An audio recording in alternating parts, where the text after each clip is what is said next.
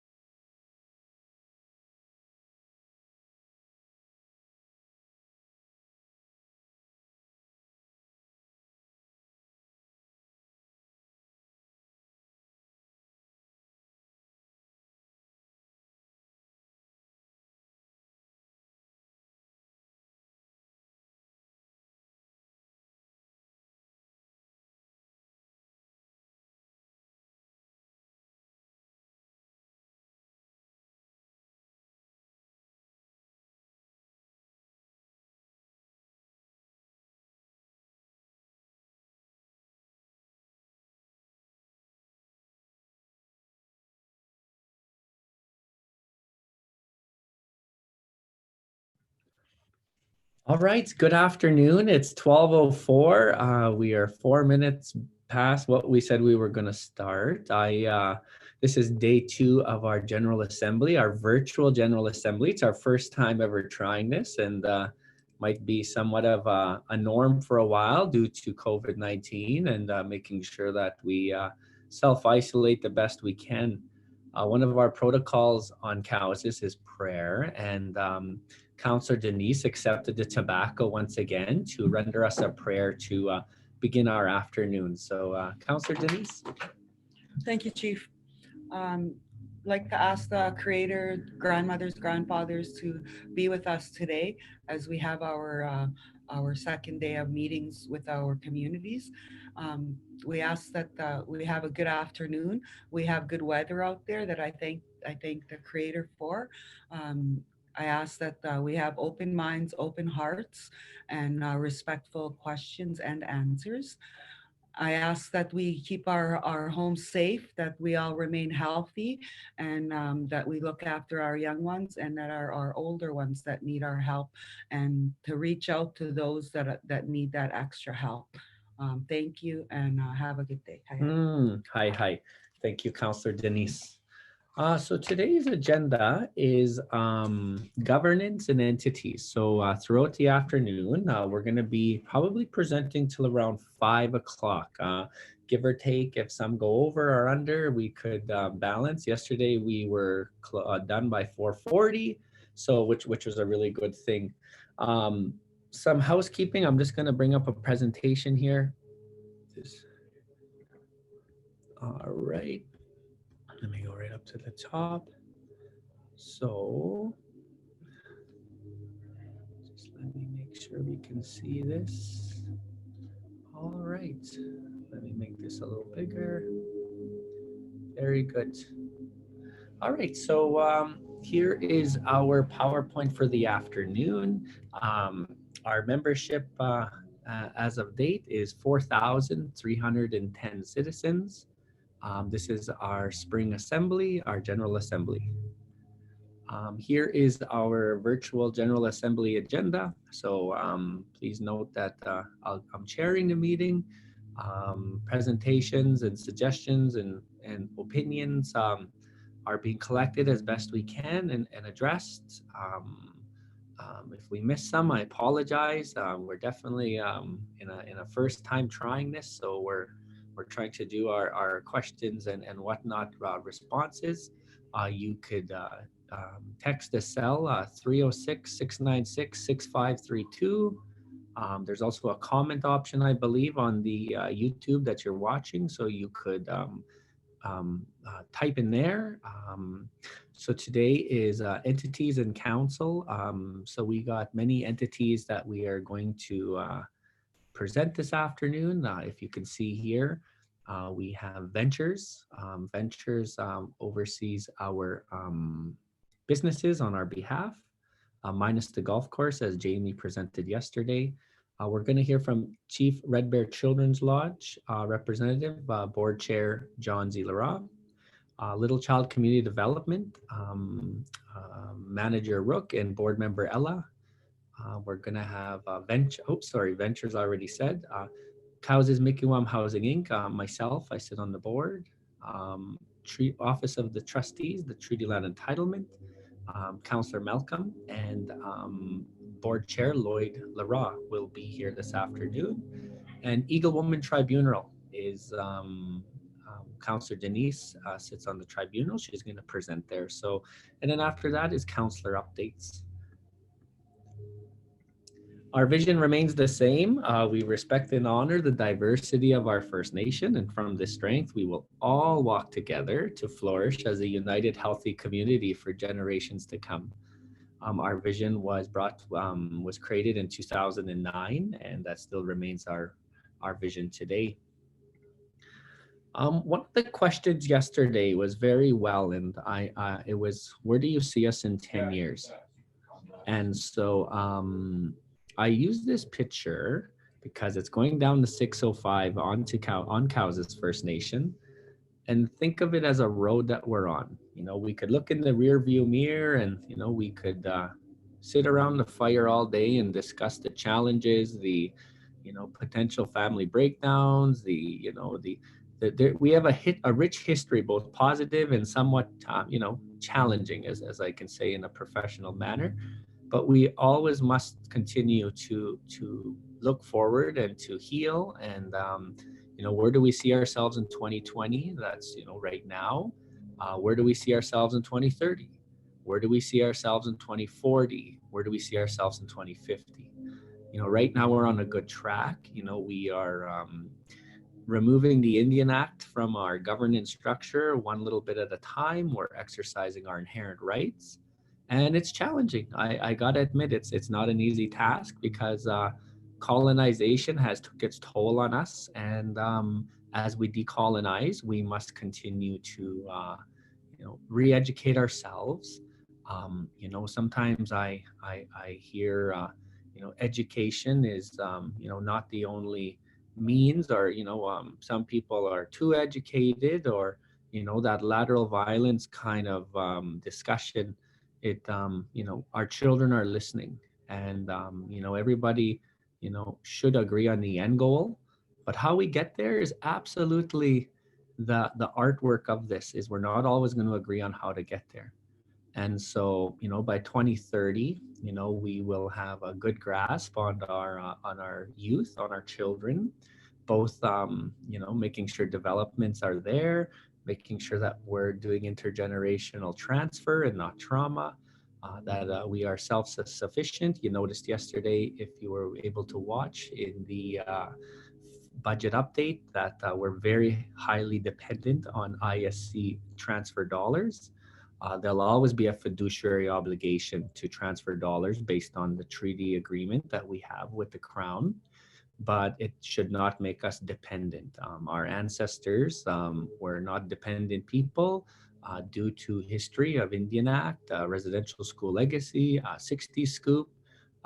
We have, inherited a little bit of mental, emotional, and physical dependency. So by 2030, we should be self-sustaining, making our decisions, and running a very sound government. That is one thing that we're focused on right now by, readjusting where councils sit in our governance structure, not overseeing a manager, but focusing on nation building portfolios to help us focus on 2030, 2040, 2050, and so on. The One of the things an elder mentioned, and it really sets the tone in regards to looking forward in our mission, is she said, you can only help others as much as you helped yourself.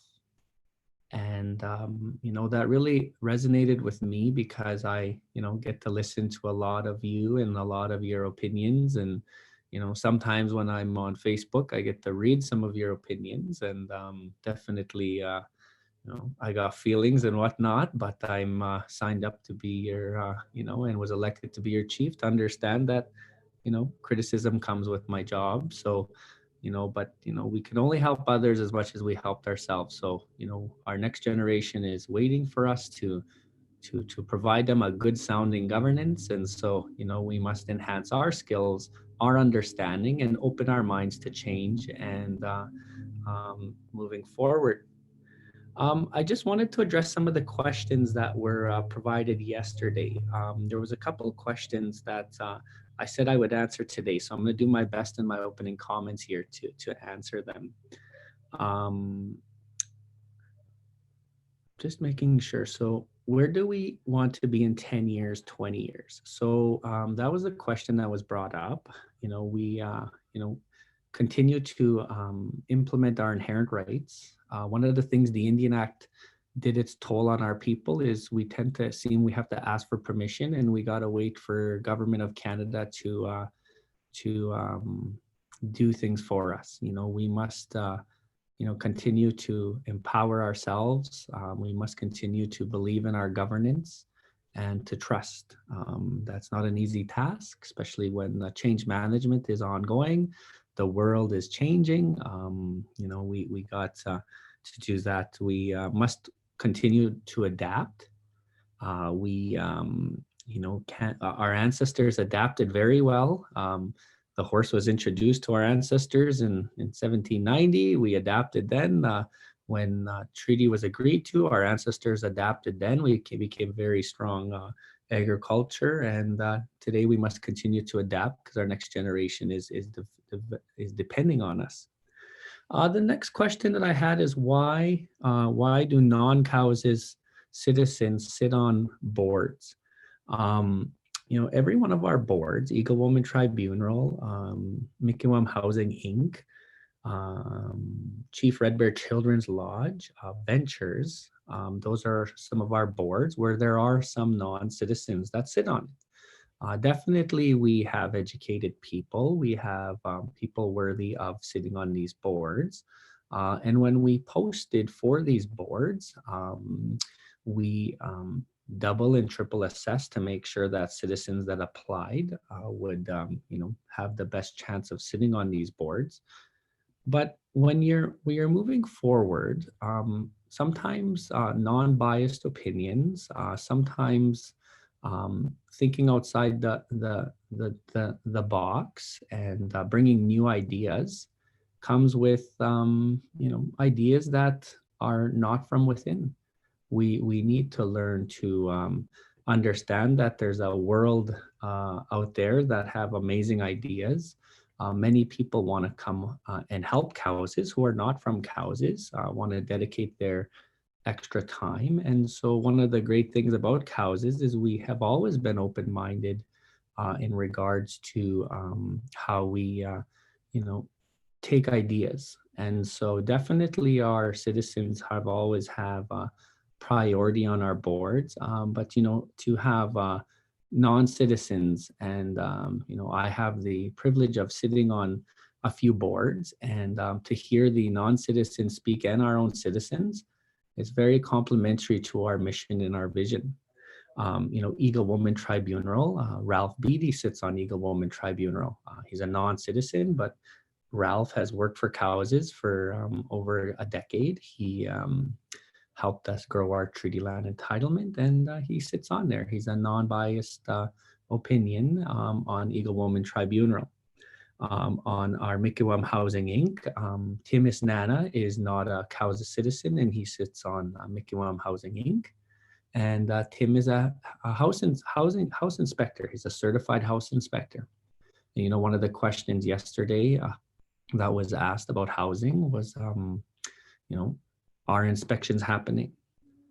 Well, we answered it, and to have someone on a board that's a house inspector, to us that felt that was added value. So, those are reasons but in no way are we undermining our great citizens that have great ideas. So, these boards expire every 3 years. They're staggered.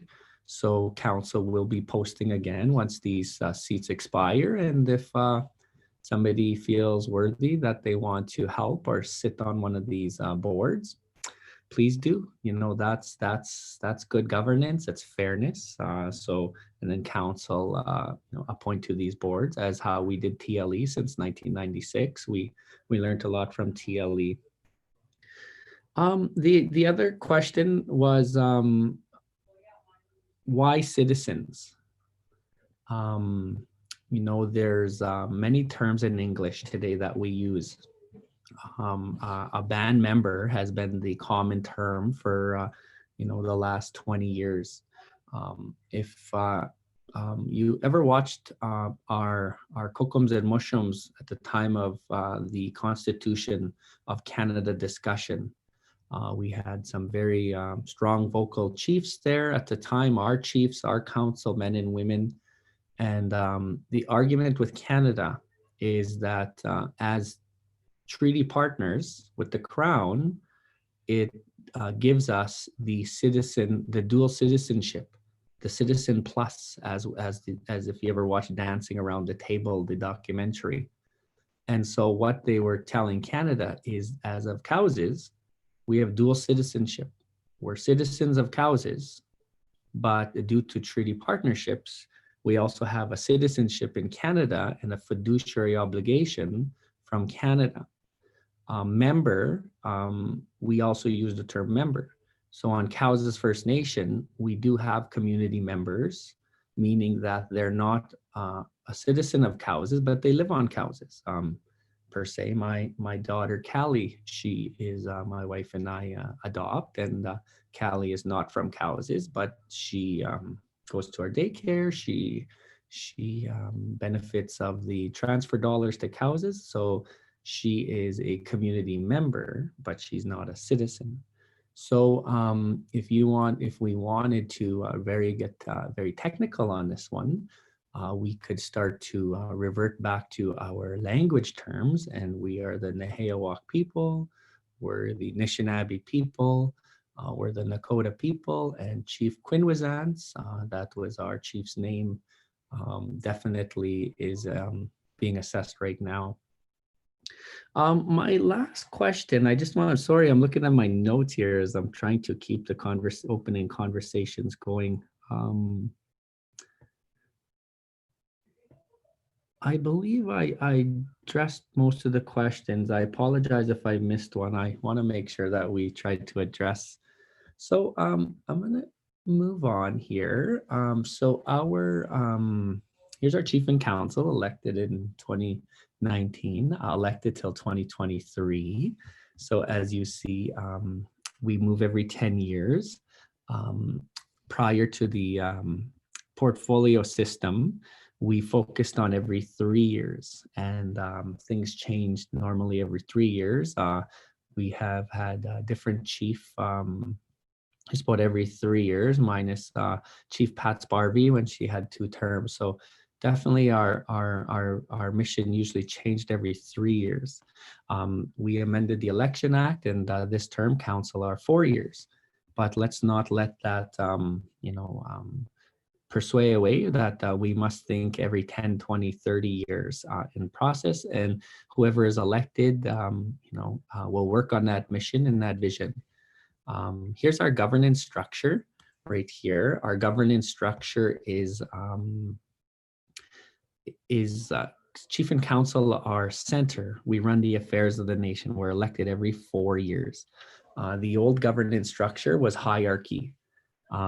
The Indian Act was top. The Indian Affairs was up there, and then Chief and Council took direction from Indian Affairs, and Council administered the portfolios that INAC presented, and then under that was management, and citizens were somewhere in there, and so this governance structure is the home fires are our citizens.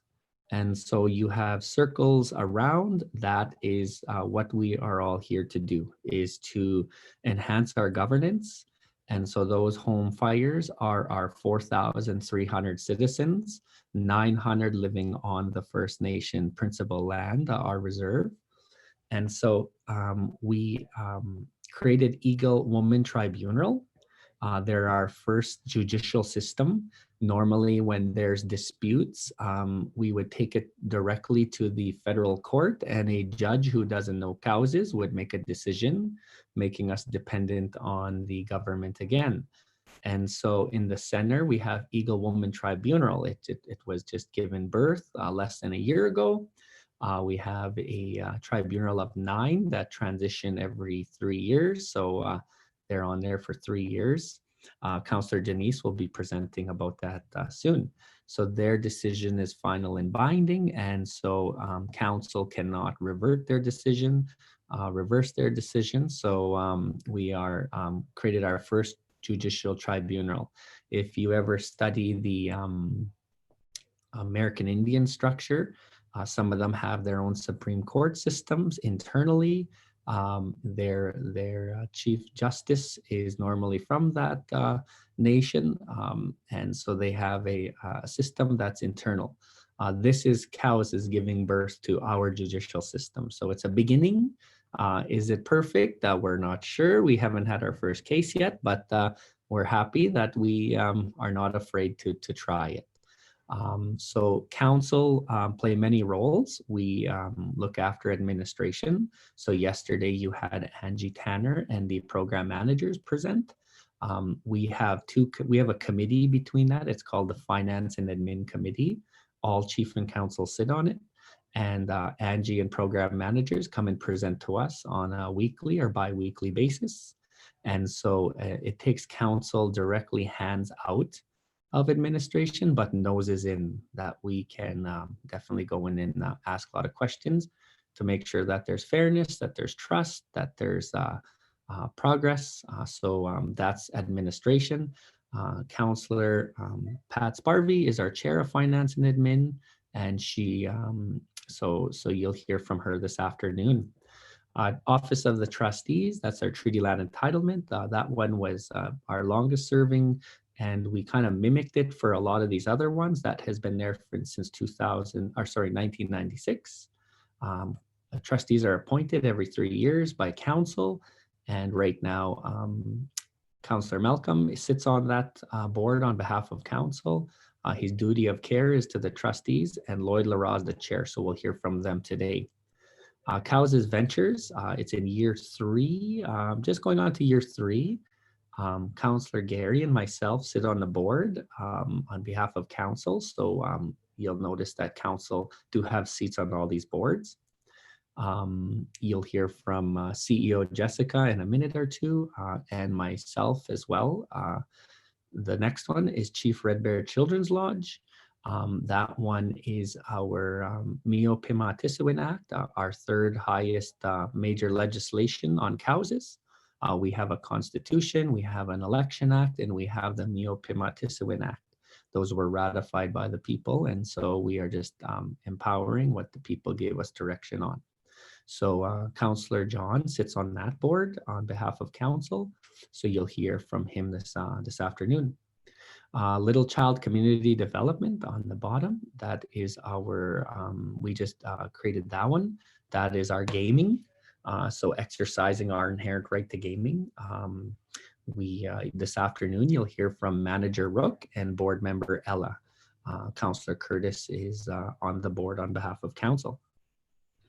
Cowessess Mikiwam Housing Inc. is the next one. That one was just given birth. It is just in the planning stages. So housing is definitely an opportunity as well as a challenge. And so we look forward to seeing if Cowessess Mikiwam Housing Inc. Is going to help us enhance our housing and all of our potential builds in the future. Not only social housing, but also Section 10, if anybody wants to build their own house, and urban lands, if we have options to develop lands with housing. We have a not-for-profit to help us with that. The last one, the Education Board, that one has not been given much work on yet. We have Director of Education Sandy, who is working on some bylaws, and so we're hoping maybe in a year that we could start to transition to an education style focus on our education. So that's the governance, and that's going to be this afternoon, throughout the afternoon. My last slide before we get into ventures, our first one for the afternoon, is Chief and Council approved a strategic plan for the next 4 years. So 3 years now with 1 year gone, we have 3 years left. And we agreed to focus on the left side, the orange. So finance and admin, that's Pat Sparvey, that's our role with our administration. Nation building is all of our governance. Councillor Denise looks after nation building. Inherent rights, treaty rights, that is mine. I'm looking after that on behalf of council. Stewardships of the land, Councillor Richard is focusing on our stewardship. You'll hear from him this afternoon. Capital projects, Councillor Gary, you'll hear from him this afternoon. Our Sunyao Kwao, that's our money, our treasury board. We are still in development of that. So that one we will not hear from this afternoon. We just wanted to create a trust, a Sunyao Kwao, a treasury board to know where all our dollars are coming in. The Mio Pima Tisawin, living a good life, that is decolonization. Councillor John has been looking after that for us. You'll hear from him. Citizen enhancement, that is how do we keep training, keep our people finding money to help our people grow, heal, move forward with job readiness. Councillor Damon, he's unable to join today, but Councillor Damon is looking after that. And last but not least, community enhancement. Community enhancement is Councillor Malcolm. As you'll hear from him this afternoon, how do we beautify our nation? How do we make walking paths, put up signs, whatnot? How do we continue to enhance our community? Our three outcomes that we're focusing on are cultural rejuvenation, economic self-sustainability, and political sovereignty. Every time we make a decision, we ask ourselves, do we fit into those three? And if we do, we move forward with it. Cultural rejuvenation, how do we decolonize and have intergenerational transfer to the next generation? Economic self-sustainability, how do we stop being so dependent and relying on government to do everything? We're smart enough to do it ourselves. And political sovereignty, how do we enhance our laws, believe in our laws, and enforce our laws? Lastly, we ask everybody that works for Cowessess to focus on these 6 things. How do we collect data? How do we make better decisions with good data? Good governance. How do we understand lines of authority? How do we understand transparency and good governance? Annual General Assembly is good governance. Change management. We should never get comfortable in one little area. We should always be looking to continuously change and adapt. Values and trust. If our people are motivated, how do we keep the values and trust going? Strategic planning. How do we, every place should have a plan. Something should always be written and planned for succession plans. So if we don't, sorry, I'm getting a call. I forgot to turn off my phone. How do we keep strategic planning going? And lastly, communications.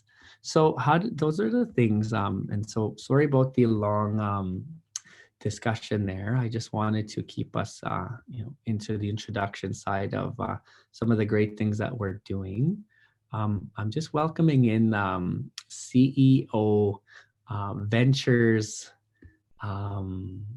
CEO Jessica Nixon. Hi, Jessica. Hey. Oh, I think your volume's off, Jessica. I don't hear you. Can you hear me now? Let's try again. Hi, Jessica. It says my mute is good. No, so can you hear me? I still don't hear you. Is your mute on? No, my mute is not on. No, I still don't hear you. Hang on, let me turn up my volume. I just want to make sure. Hello, Jessica.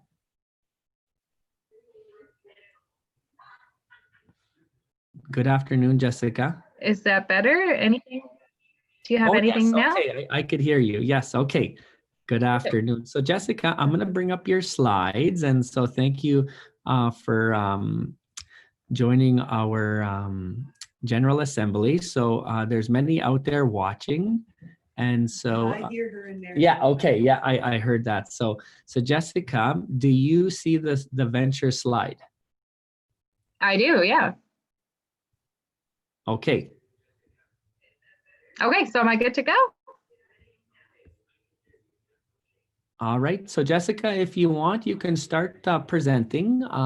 This is Ventures. Jessica is our CEO, and Jessica, take the floor away. I will just give me the nod to change to the next slide. Okay, sounds good. Good afternoon, everyone. Thanks for having me join the Assembly and share a little bit of what we're working on with Cowessess Ventures. So Cowessess Ventures just, I guess we're in our second year of full operations. December 1st of 2019 was the end of our fiscal year, our first fiscal year operating. And our mandate that we've been given by Chief and Council is to create a profitable investment portfolio that results in diversified economic development, fuels employment for nation members, and achieves organizational self-sustainability with long-term goal of economic independence for Cowessess First Nation. And so our mission to get there is by creating business excellence on behalf of our businesses and our partnerships and all of our development opportunities. We can go to the next slide. The board of directors, as Chief mentioned, he sits on the board as the chair. We also have John Hopkins, who is the CEO of the Regina Chamber of Commerce. John brings to us a wealth of his government relations experience, and definitely helps us on the business and financial side.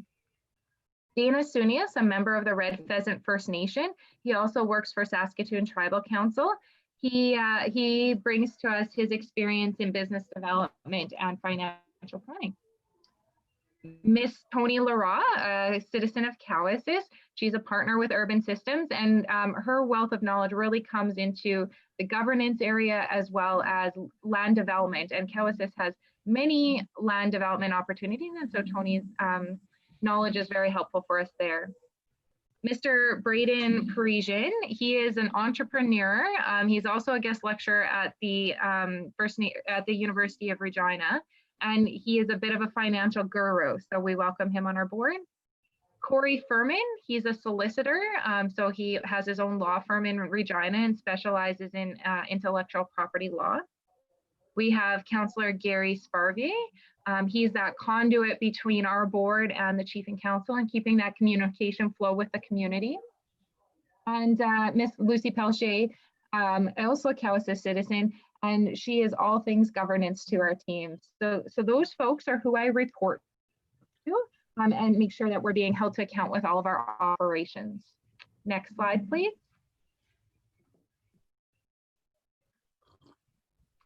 Our governance structure. So as everybody can see, as members of Cowessess First Nation, you are the primary shareholder of Cowessess Ventures. So the First Nation 99.9% owns Cowessess Ventures. And then all of these business entities that you see underneath Cowessess Ventures are 99.9% owned by the Ventures Co.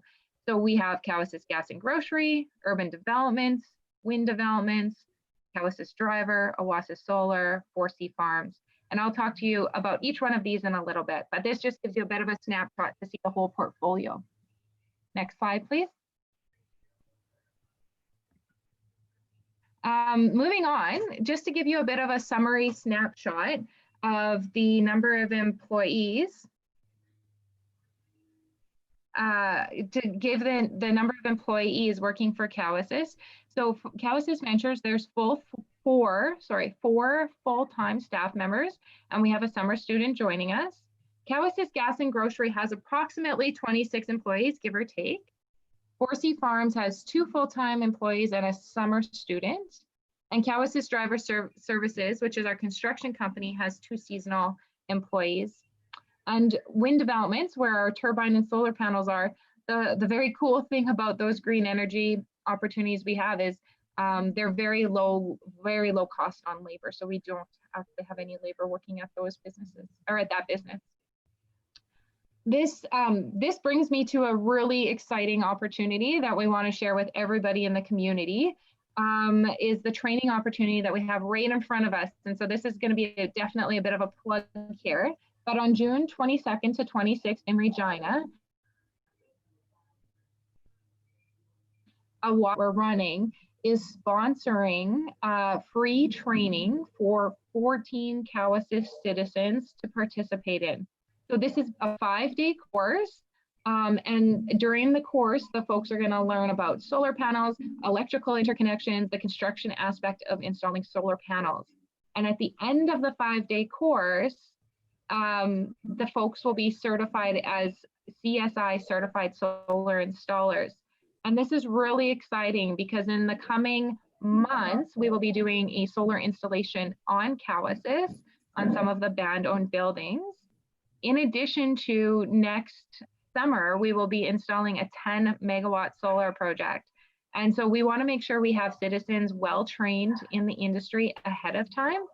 And that's why we're offering this training. So if you or anybody you know is interested in the training, we have a couple seats already applied for, but there's lots of seats still remaining. Please email your resume to admin.ventures@cowessessfn.com, and we'd love to get you a seat in the course. I'm just going to do a checkpoint. Can everybody hear me? Like, can the folks listening in on YouTube hear me?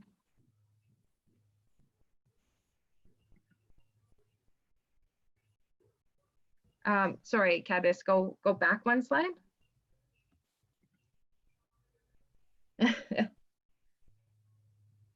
Okay, so we'll chat about Cowessess Gas and Grocery. I just wanted to take a bit of time to update everybody on each of the businesses and their current status. Currently, operations at the gas stations have continued during COVID-19. So we had to do a bit of an industry check in terms of what our competitors were doing. Some were staying open, some were amending business hours, and our goal was to try and maintain as much consistency. Jessica, I'm having technical difficulties on my side, so I know the people watching could hear you, but Okay. I can't. So I'm just watching your video. So you just got to give me the hand signal on forward or back. Okay, perfect. I'll do that. Okay. So with that being said, we've altered the workflow. Sanitation protocols have been taken into place. Staff have had to be very flexible in terms of the work that they do on a day-to-day business. Their workflows have changed. And to provide these people additional incentive, they've been offered a wage premium during the temporary time of COVID here. Store one sales have significantly decreased as a result of COVID. And a lot of this has to do with people not traveling as much. Our neighbors on the lakefront aren't coming onto the nation as much as they had in the past. Tourism is down. So we are forecasting that this summer the sales at store one will be down, which is too bad, but it's beyond our control, right? We want to make sure first and foremost folks are safe on the nation. And surprisingly, sales at store two have maintained very consistent during COVID. And because some of our competitors were actually reducing hours or cutting back, we were able to pick up what they were, what they had lost, I suppose, for business, you could say. So things are good. One of the big goals for the Cowessess Gas and Grocery is to continue to evaluate our accounting and financial protocols to create better financial reporting. So that is what we have on our target in the months ahead with our new financial controller who joined us, Catherine Dalsgaard. Next slide. 4C Farms, the crew up at the farm is very busy these days trying to get the seed in the ground. So far we have 766 acres of canola seeded on the south side of the valley. So this is some new fertile, very prime farmland on the south side we took on this spring. And they're grinding through getting the last 500 acres of barley seeded up north by the 4C farm in the RM of Grayson. We've hired a fellow by the name of Reed Pillar. He's an agronomist and farmer, and he's custom seeding for us.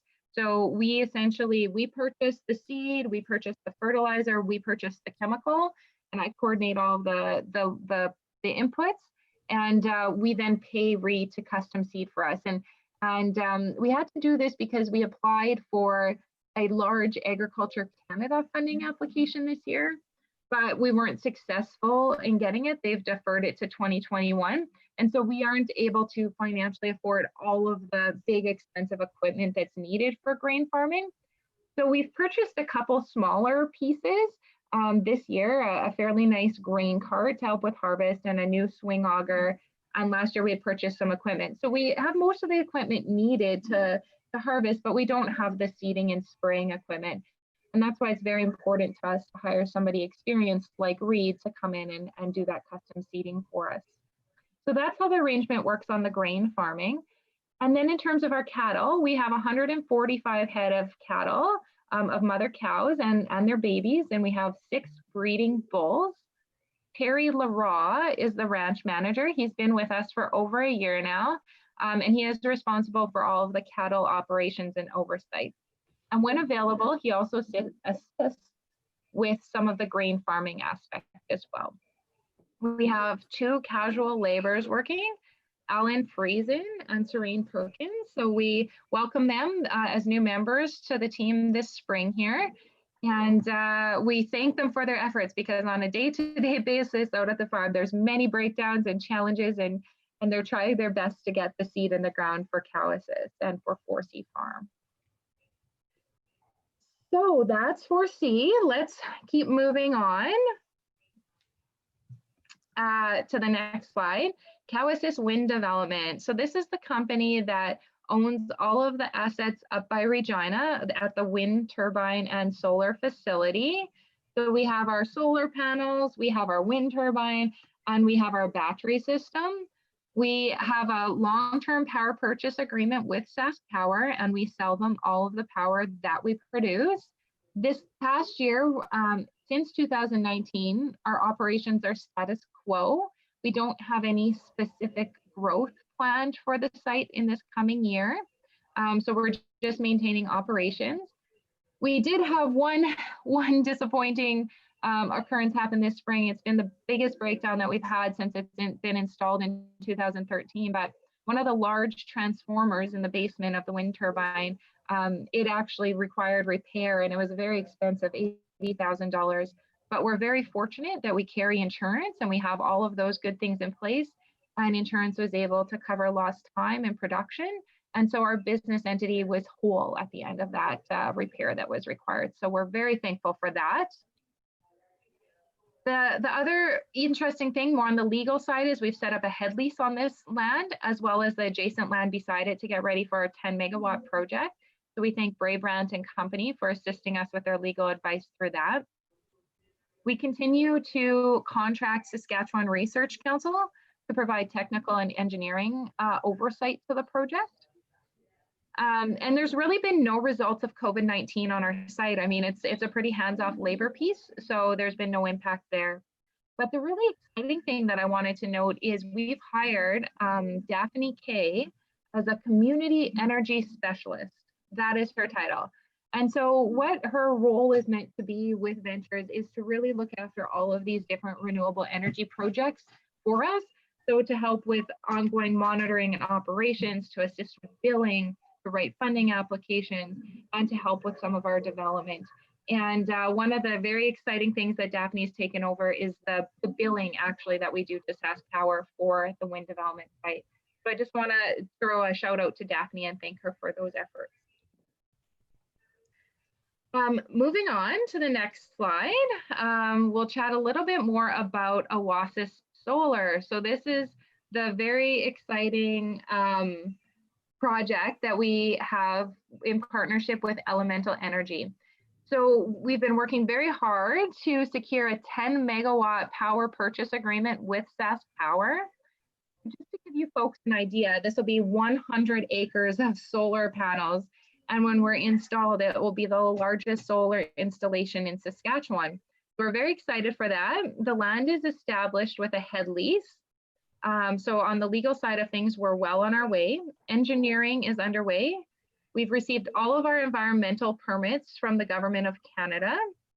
And what we've most recently done and we're awaiting is we've submitted an application to the Canadian Infrastructure Investment Program, seeking a grant to assist with the Cowessess equity contribution. So to be a true owner in this $20 million project, we also have to put some cash in. And we're very optimistic that we can access that through Infrastructure Canada grants, which will be amazing for Cowessess First Nation. We're scheduled to start construction later this fall. And this is our business/project that is sponsoring that solar installer training that I mentioned earlier. And in addition, they're also sponsoring the wage cost of the community energy specialist position. So this project is really giving back in terms of community benefits to directly support some of our citizens. Next slide. Cowessess Urban Development. So this is the business entity that we use to proceed to develop essentially some of the urban land holdings that Cowessess has. And so I've focused a lot of my effort over the past year on the 1246 Albert Street property. So this is where the strip mall was demolished approximately 18 months ago. So just in March here, we achieved a really big milestone. We got the project to addition to reserve under spec. So that was amazing. We have our head lease established with Canada on the property, and we're currently negotiating a long-term 20-year sublease with a franchise. And so right now we're just in those negotiations. While those negotiations are happening, we have hired engineering firms, and they have 99% construction drawings completed for the building and the site works. And we've also attained our development permit from the City of Regina. So really the next steps in like the next 2 months on this project is conclude the sublease agreement with the franchise, get our building permit from the city of Regina, and start construction this summer. So we're very excited for that. And just so we're aware, we will be going out to a full RFP for the construction services for that site. The second land development we're working on is Yorkton. And so right now we have Myers Norris Penny working on a business plan to see if it would make sense to put a third Cowessess gas and grocery station in Yorkton, just adjacent to the Walmart property. In addition, we have an architectural firm working on a conceptual plan of what the layout and what the site would look like for that development. So we're not at a point yet to say that we are in fact going to invest in a gas station, but rather we're doing those preliminary studies to find out if it would be worth our investment dollars to do so. So the next steps are that property hasn't quite converted to reserve status yet. We're waiting on that. And so following that, we'll also need to negotiate a head lease with Canada. We will need to apply for grant funding to help with some of our servicing costs there. And we are looking for a second anchor tenant for that site. So this one isn't quite as far along as the Albert Street development, but there's definitely work being undertook to advance items there. Okay, and then I'm just looking at the slide deck. Oh, we have Cowessess Driver Services. So for those of you that don't know, Cowessess Driver is a construction partnership that we have with a company called JV Driver. So again, we are 51% owners. JV Driver is a 49% owner, and we bid on civil construction projects as well as concrete foundation and buildings as well. So this past year, we had a really great contract with Enbridge building access roads to the valve systems. We had 2 citizens working for the company driving heavy equipment. And we will be recalling those folks this spring again to finish off that scope of work for Enbridge. And we're in continued conversations to evaluate if there might be a role for us on the decommissioning work. In addition, we're looking for new work all the time. However, the economy in Saskatchewan has been really quite slow on the construction side of things lately. And so work has been tight. So we don't have a lot of projects on the go, but the small ones that we are delivering, we're using community members, we're making great return, and our clients are happy. And so we're slowly building this construction partnership. So that gives, that's the end. That gives a sense of all of the different businesses that we're operating. Jessica, that's the last slide.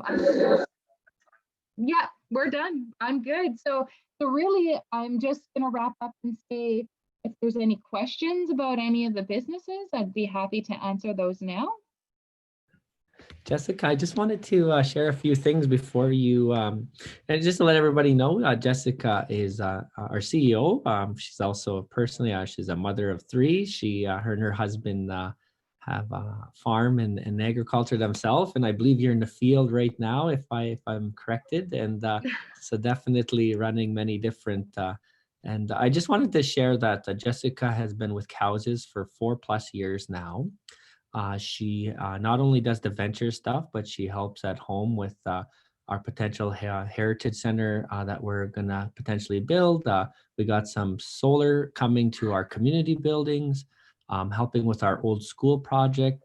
And lastly, I just wanted to share that when in a meeting with Jessica, she'll tell the government or non-Cowessess partners, she'll say things like, well, us from Cowessess, and definitely, Jessica, you are part of the family, and your hard work. Just wanted to share that Jessica worked very hard on an application for $3.5 million, and Cowessess is on track to getting it. It's not official yet, but it'll probably be our biggest grant to date, and that's going to help us with our solar growth. So, Jessica, thank you very much for calling in, and you could log off at this time if you want. I don't see any questions. So, and then lastly, I believe there's an annual report coming up. So definitely the citizens and family and partners, look forward to the Ventures annual report coming up in a couple weeks here. It'll be in physical as well as digital copy. So thank you, Jessica. And I'll leave it last words to you if you had any last things to share. You bet. Thanks, everyone. Yes, I wear many different hats. I actually am on my lunch break of branding my parents' place. We're out rounding up cows and branding. So you caught me on my lunch break. Great timing. And lastly, I just wanted to note that, yes, we will be having a full annual report. It looks beautiful. It will be posted on the Cowessess First Nation website early this next week. And it has a summary of everything that we've been working on to share with you guys and some highlights from last year. So looking forward to sharing that with you. And I'm really thankful for the role I can play with Cowessess and being welcomed into the family to deliver some really cool and meaningful projects for the community. So thanks for having me. Awesome. Thank you, Jessica. So you could log off now. For everyone else listening, we're going to take a 5-minute. We'll come back in 5 minutes. And our next one is Chief Red Bear Children's Lodge. I'll just double check to see if Councillor John is ready. So you'll hear from us in less than 5 minutes.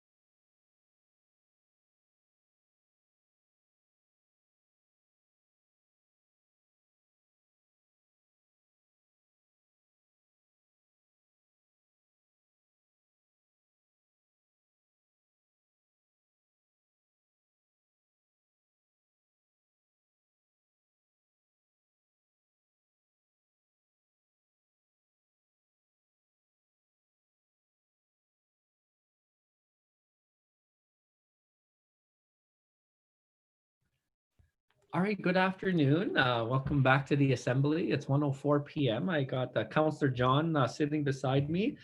Councillor John has been appointed by council as council puts someone on each board to Chief Red Bear Children's Lodge. So good morning, John. Good morning, everyone. John is going to present on behalf of Chief Red Bear Children's Lodge. So you will hear from Councillor John this afternoon again when he gives his update. So this one is just for John's Chief Red Bear Children's Lodge. So without further ado, John, you do the chat. I'll jump in when I can, and maybe we'll have a discussion when we're done.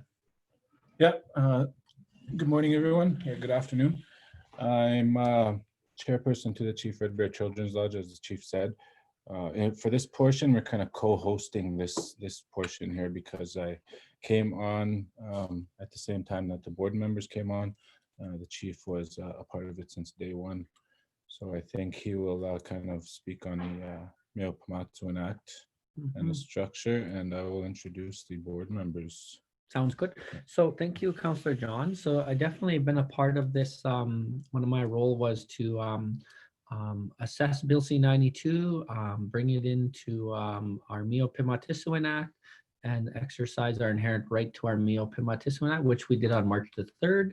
You'll see a copy of our cover of our Cowessess First Nation Meo Pimatisawan Act, which gave birth to Chief Red Bear Children's Lodge. So if anybody wants a copy of it, you can go on our website or you can contact the office and we will get you a copy of our ratified act.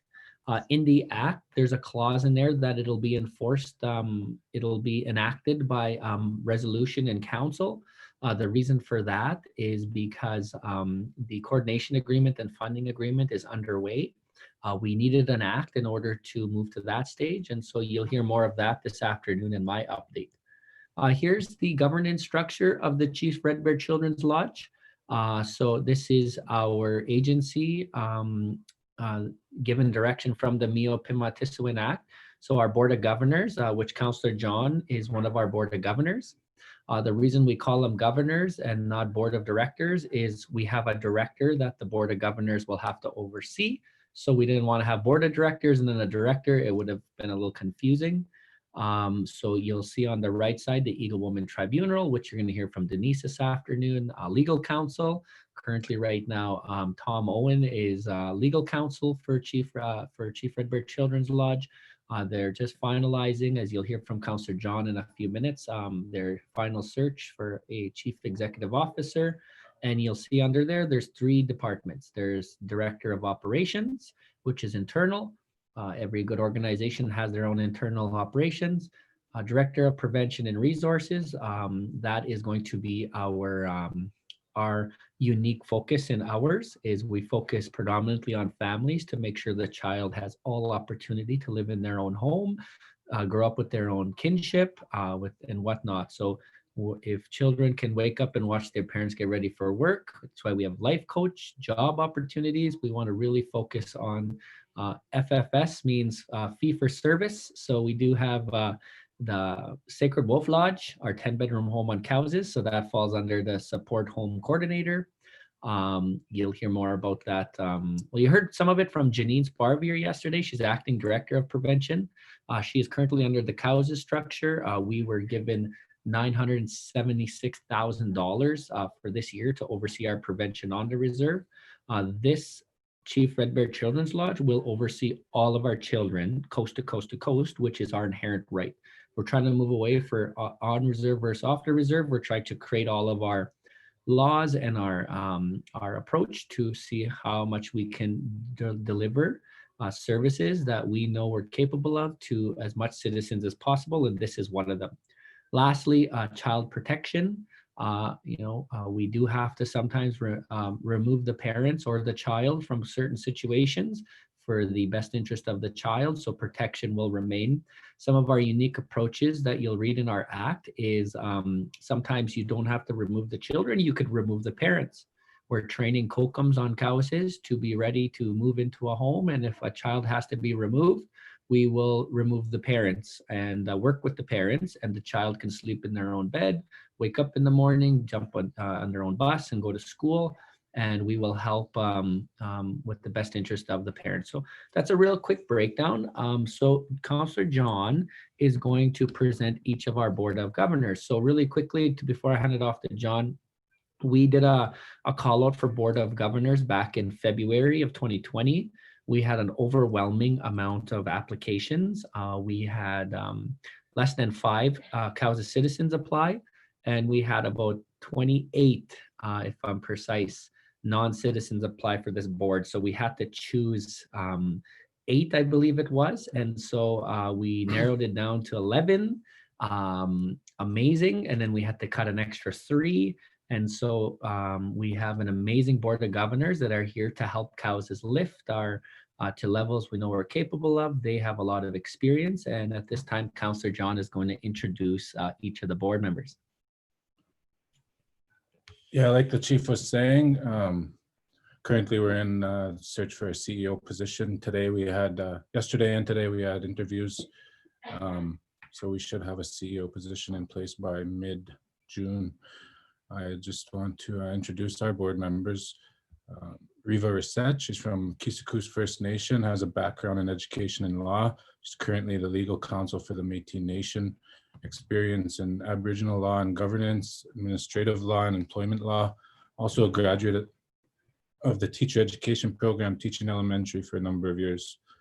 We also have Pamela Watson from the Chickachas Band, has her Bachelor of Indian Social Work and a Master's Certificate in Public Management, has 14 years experience working in nonprofit governmental positions across Canada, experience in child protection, youth criminal justice initiatives, disability services, homelessness initiatives, addiction support, and mental health services.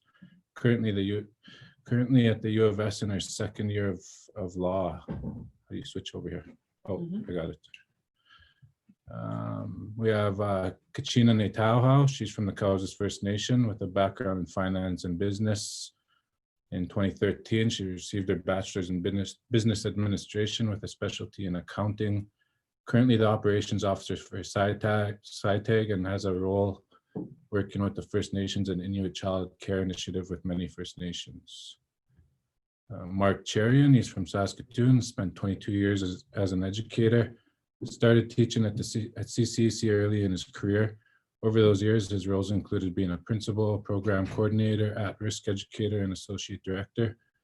Currently working with the Salvation Army as director of residential services, overseeing 2 corrections programs, 2 men's residential programs, and a girls' youth home. We have Patrick Studart.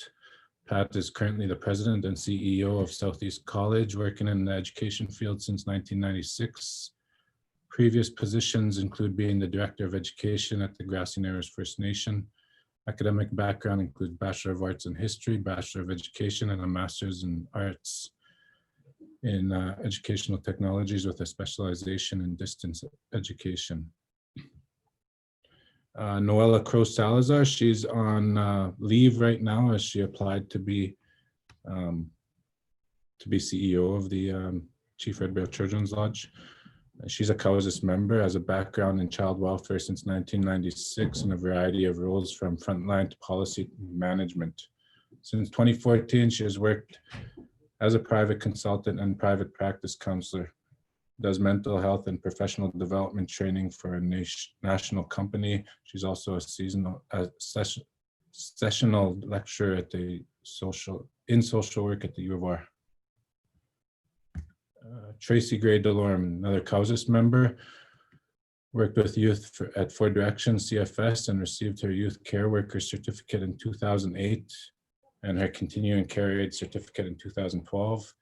Currently, she's registered with the U of R to obtain her social work degree this fall. Eva Coles, she's also another member that is on leave right now due to applying for the CEO position, but she has been involved in providing services to Aboriginal communities for over 32 years. She has her BA in First Nations Studies, Master's in Organizational Leadership, and is a certified executive coach. Past roles include CEO of the Métis Commission for Children and Families of BC and Executive Director for Secwepemc First Child and Family Services. her main goal is to bring change for Indigenous children in Canada. And I believe that's the rest of the board. Okay. Awesome. Is that the last one for the slide for now? Oh, that is. I'm just going to bring us back to video here because we really define how good our water treatment plant makes us look good on Cowessess here. I just wanted to ask a few questions, John. Nothing too interrogating. I'm not trying to interrogate or anything, but what has been your response from the board so far? You know, the question comes up, why do we have non-citizens on boards? Maybe you could just share a little bit that we have, you know, our very own Mark Cherian. If you went to CCEC from 1997 to 2000, you probably would have remembered Shauna Vonnegan. Shauna, Mrs. I can't even remember her last name. She put me in the hall a few times when I was in grade 10.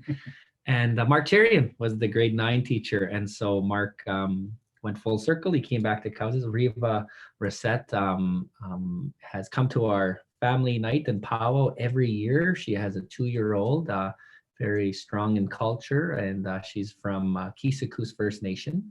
And so anyways, I just wanted to see some feedback on your opinion or your viewpoint from some of our board members.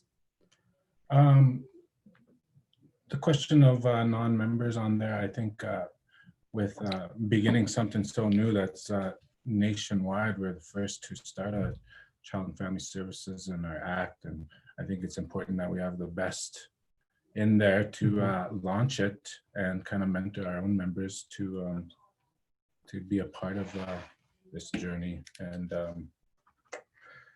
it helps that you know, there's they don't have no bias, they don't have no relations on the First Nation and things like that. Absolutely. You know, and we got Tracy Delorme Gray. She is a front line in our health. So she gets to see a lot of our elders. She sits on the board from Cowessess. Kachina Natauhau, she worked with in Kelowna with the, I can't remember the First Nation. It's in by Kelowna. So she worked there for over a decade. And Nola Crow Salazar. Noella, Yeah, Noella. Amazing from Cowessess as well. So definitely the mentorship.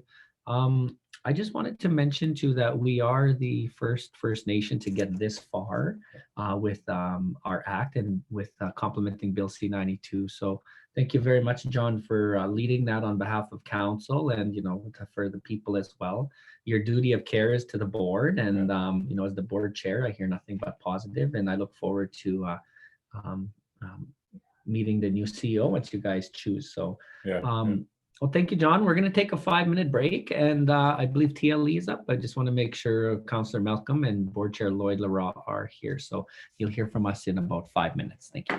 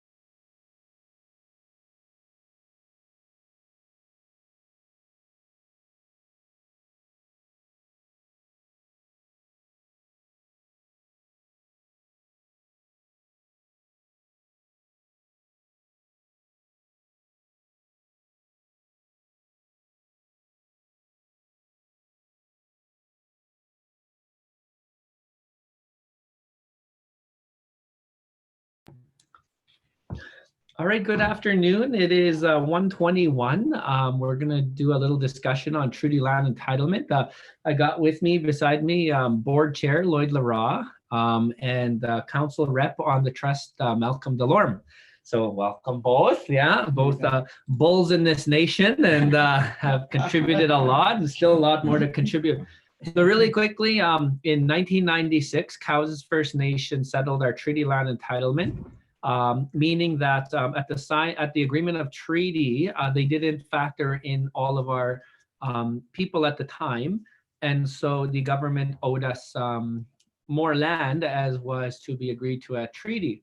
So in 1996, we settled a claim with Canada for 46 million. I always want to say $46 million dollars. Today, we have about $12 million in our trust account. And I just wanted to have a little discussion just to keep everybody up to date on your trust. The trustees are appointed by council, and I'm going to bring up a PowerPoint here, and we'll just have a little discussion. Where is the PowerPoint? So good. I know that might be a little small to see, but our current trustees right now are how the trust works is we have 3 on reserve, 3 non-resident, and 1 council rep. So Barry Sparvey, Lloyd Leroy, and Linus Leroy are on reserve. Off reserve is Janice Thompson, recently not even attend. She didn't attend her first meeting yet. And Kevin Friesen got reappointed as well. Kevin is from the Leroy family. Janice is from Miss Pearl's. She's Miss Pearl's daughter. And we have a vacancy. So we do have a posting right now. So anybody listening from off the reserve, if you want to join TLE, you have an opportunity. So please apply. And Malcolm has been appointed by council. So yeah, Lloyd, I don't know if you wanted to jump in. Maybe you can just kind of share some of those things, something with our trust, maybe some things that we're dealing with TLE right now. All right, good afternoon. It's a pleasure to be here. First time I ever do this, so I don't know who's looking at me or whatever. But anyway, to date, the last time we met was probably back before January, February. And then the appointments of the 3 off reserve expired March the 14th. At that time, then 2 days later, we officially shut down because of the COVID-19. We haven't been back, but it has been mentioned over the last 3 years, we have about 12.5 million that was reinvested or put into stocks and bonds for a higher rate of investment. We haven't purchased any land to date since then because of the attempt to raise our capital in our trust account. We are sitting with approximately 90,000 acres.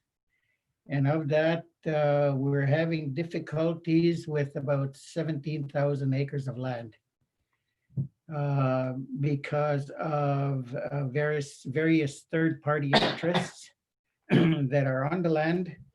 And this is land that has been purchased from 1997 to about 2005, 2006. That's, and we've been sitting on that land for the last 20 to 25 years.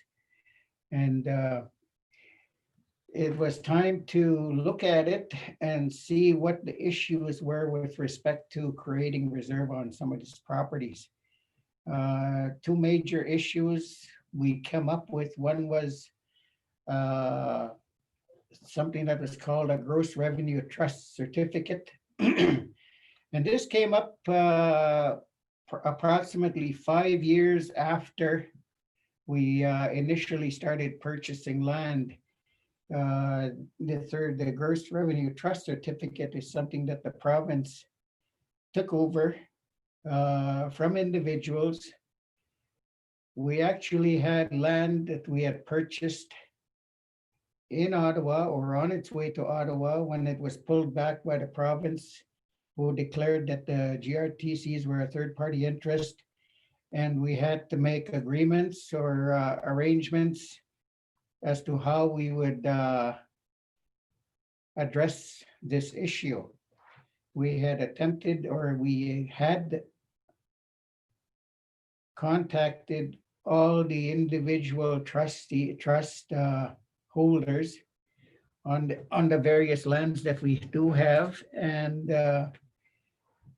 there wasn't any one of them that were willing to give up the trust certificates or transfer it over.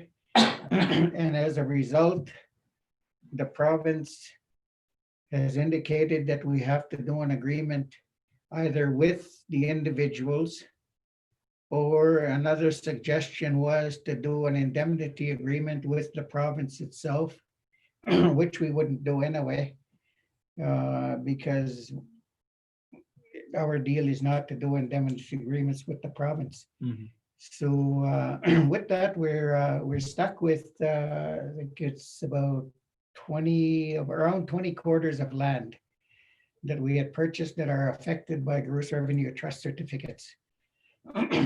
In our conversations over the last year, when we started to discuss them, was that if we weren't going to come to a successful conclusion or an agreement, either with the province or with the individuals, then the suggestion from the trust was that we sell these properties and purchase additional lands that would be much less easier to convert to reserve.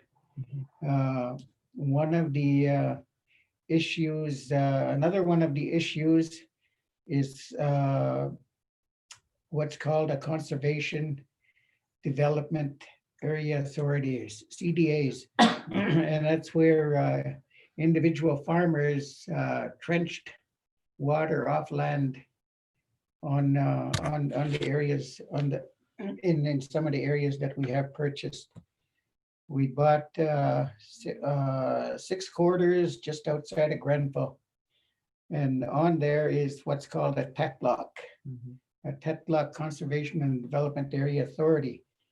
Now, our practice to date has been to make an agreement with the RM that the CDA is situated, and come to an agreement as to how we would address the fees on the property after reserve was created.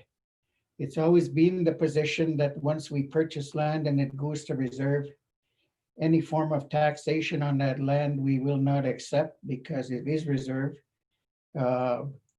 We've had that discussion with the TETLOC board, and as of the last meeting that we did have with them, they were still expecting to be compensated on a yearly basis after the land went to reserve.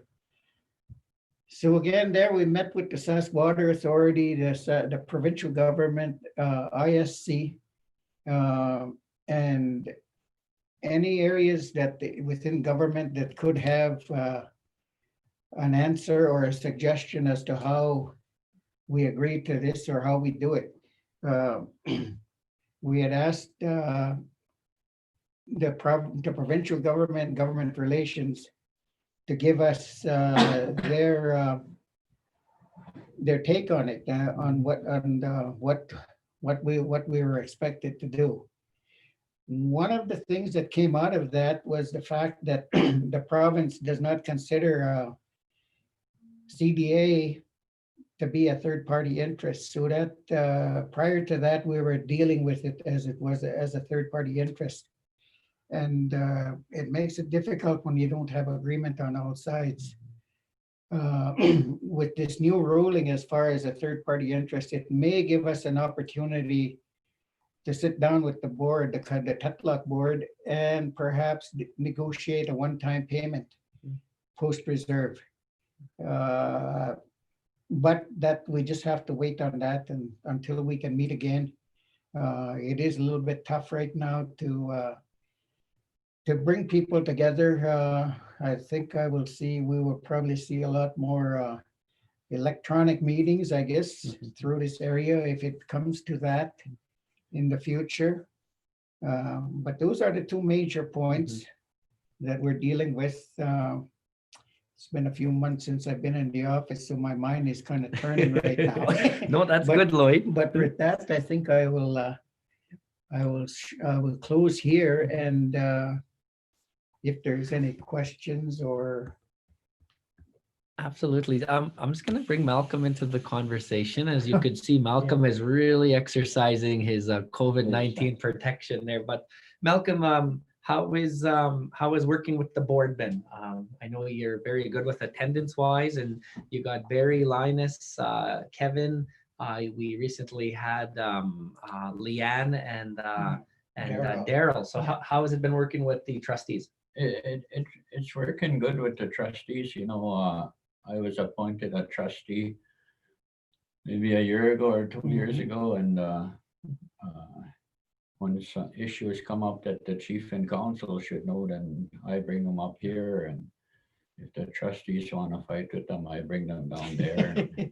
That's the way. But working with the rest of the trustees, it was a great honor, and they do run out every 3 years, so we are looking for one more off reserve counselor, or trustee. So if you're interested in, send your name in. I believe we have one right now.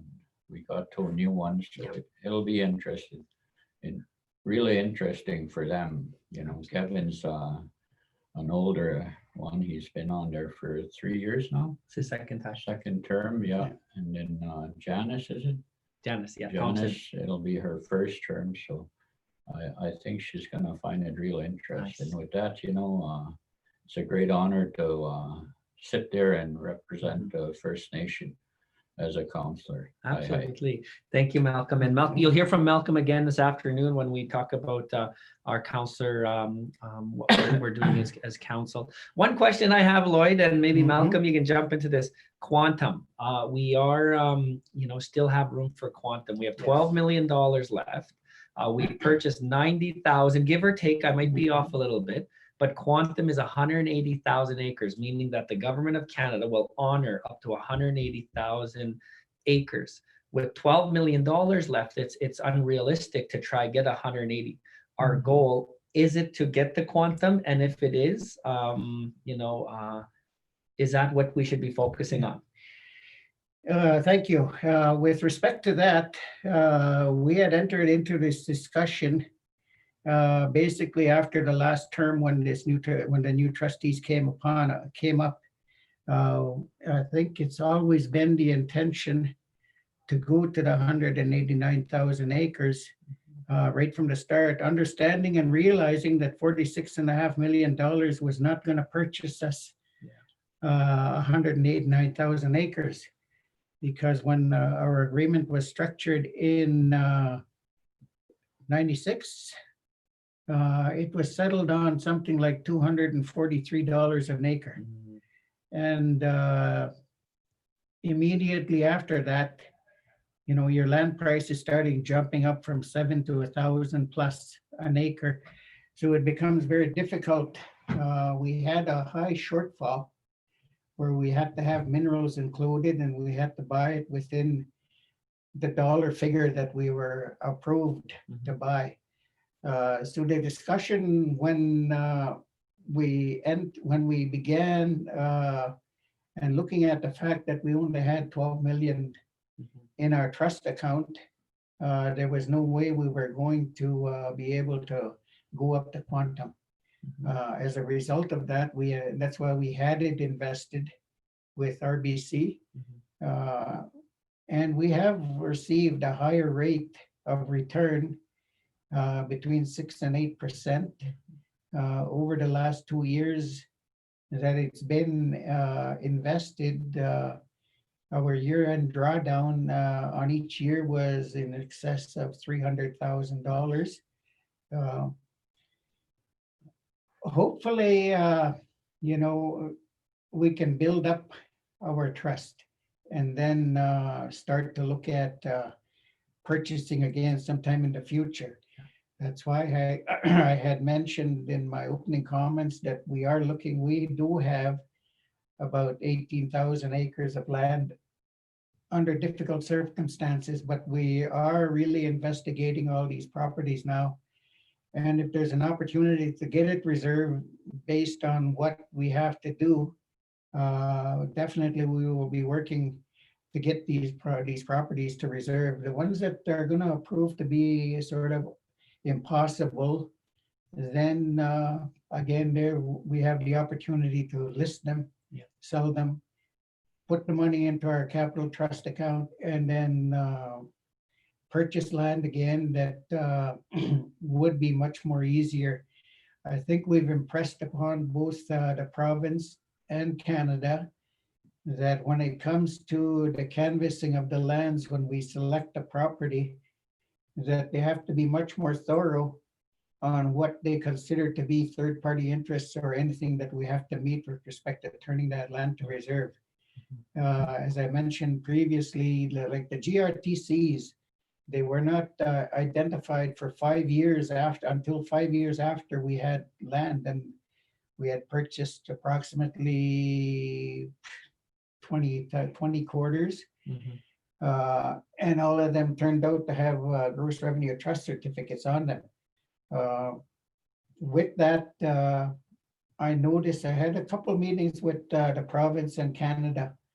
And about the third meeting in that we had, they had a list of third-party interests on the board, and front and center was gross revenue trust certificates, all of a sudden listed there. So when they started to list it, then we knew that it's going to be pretty difficult unless we have an agreement with individuals that own these certificates to turn them over to Cowessess, so we would honor them in the same way that the province proposes to honor.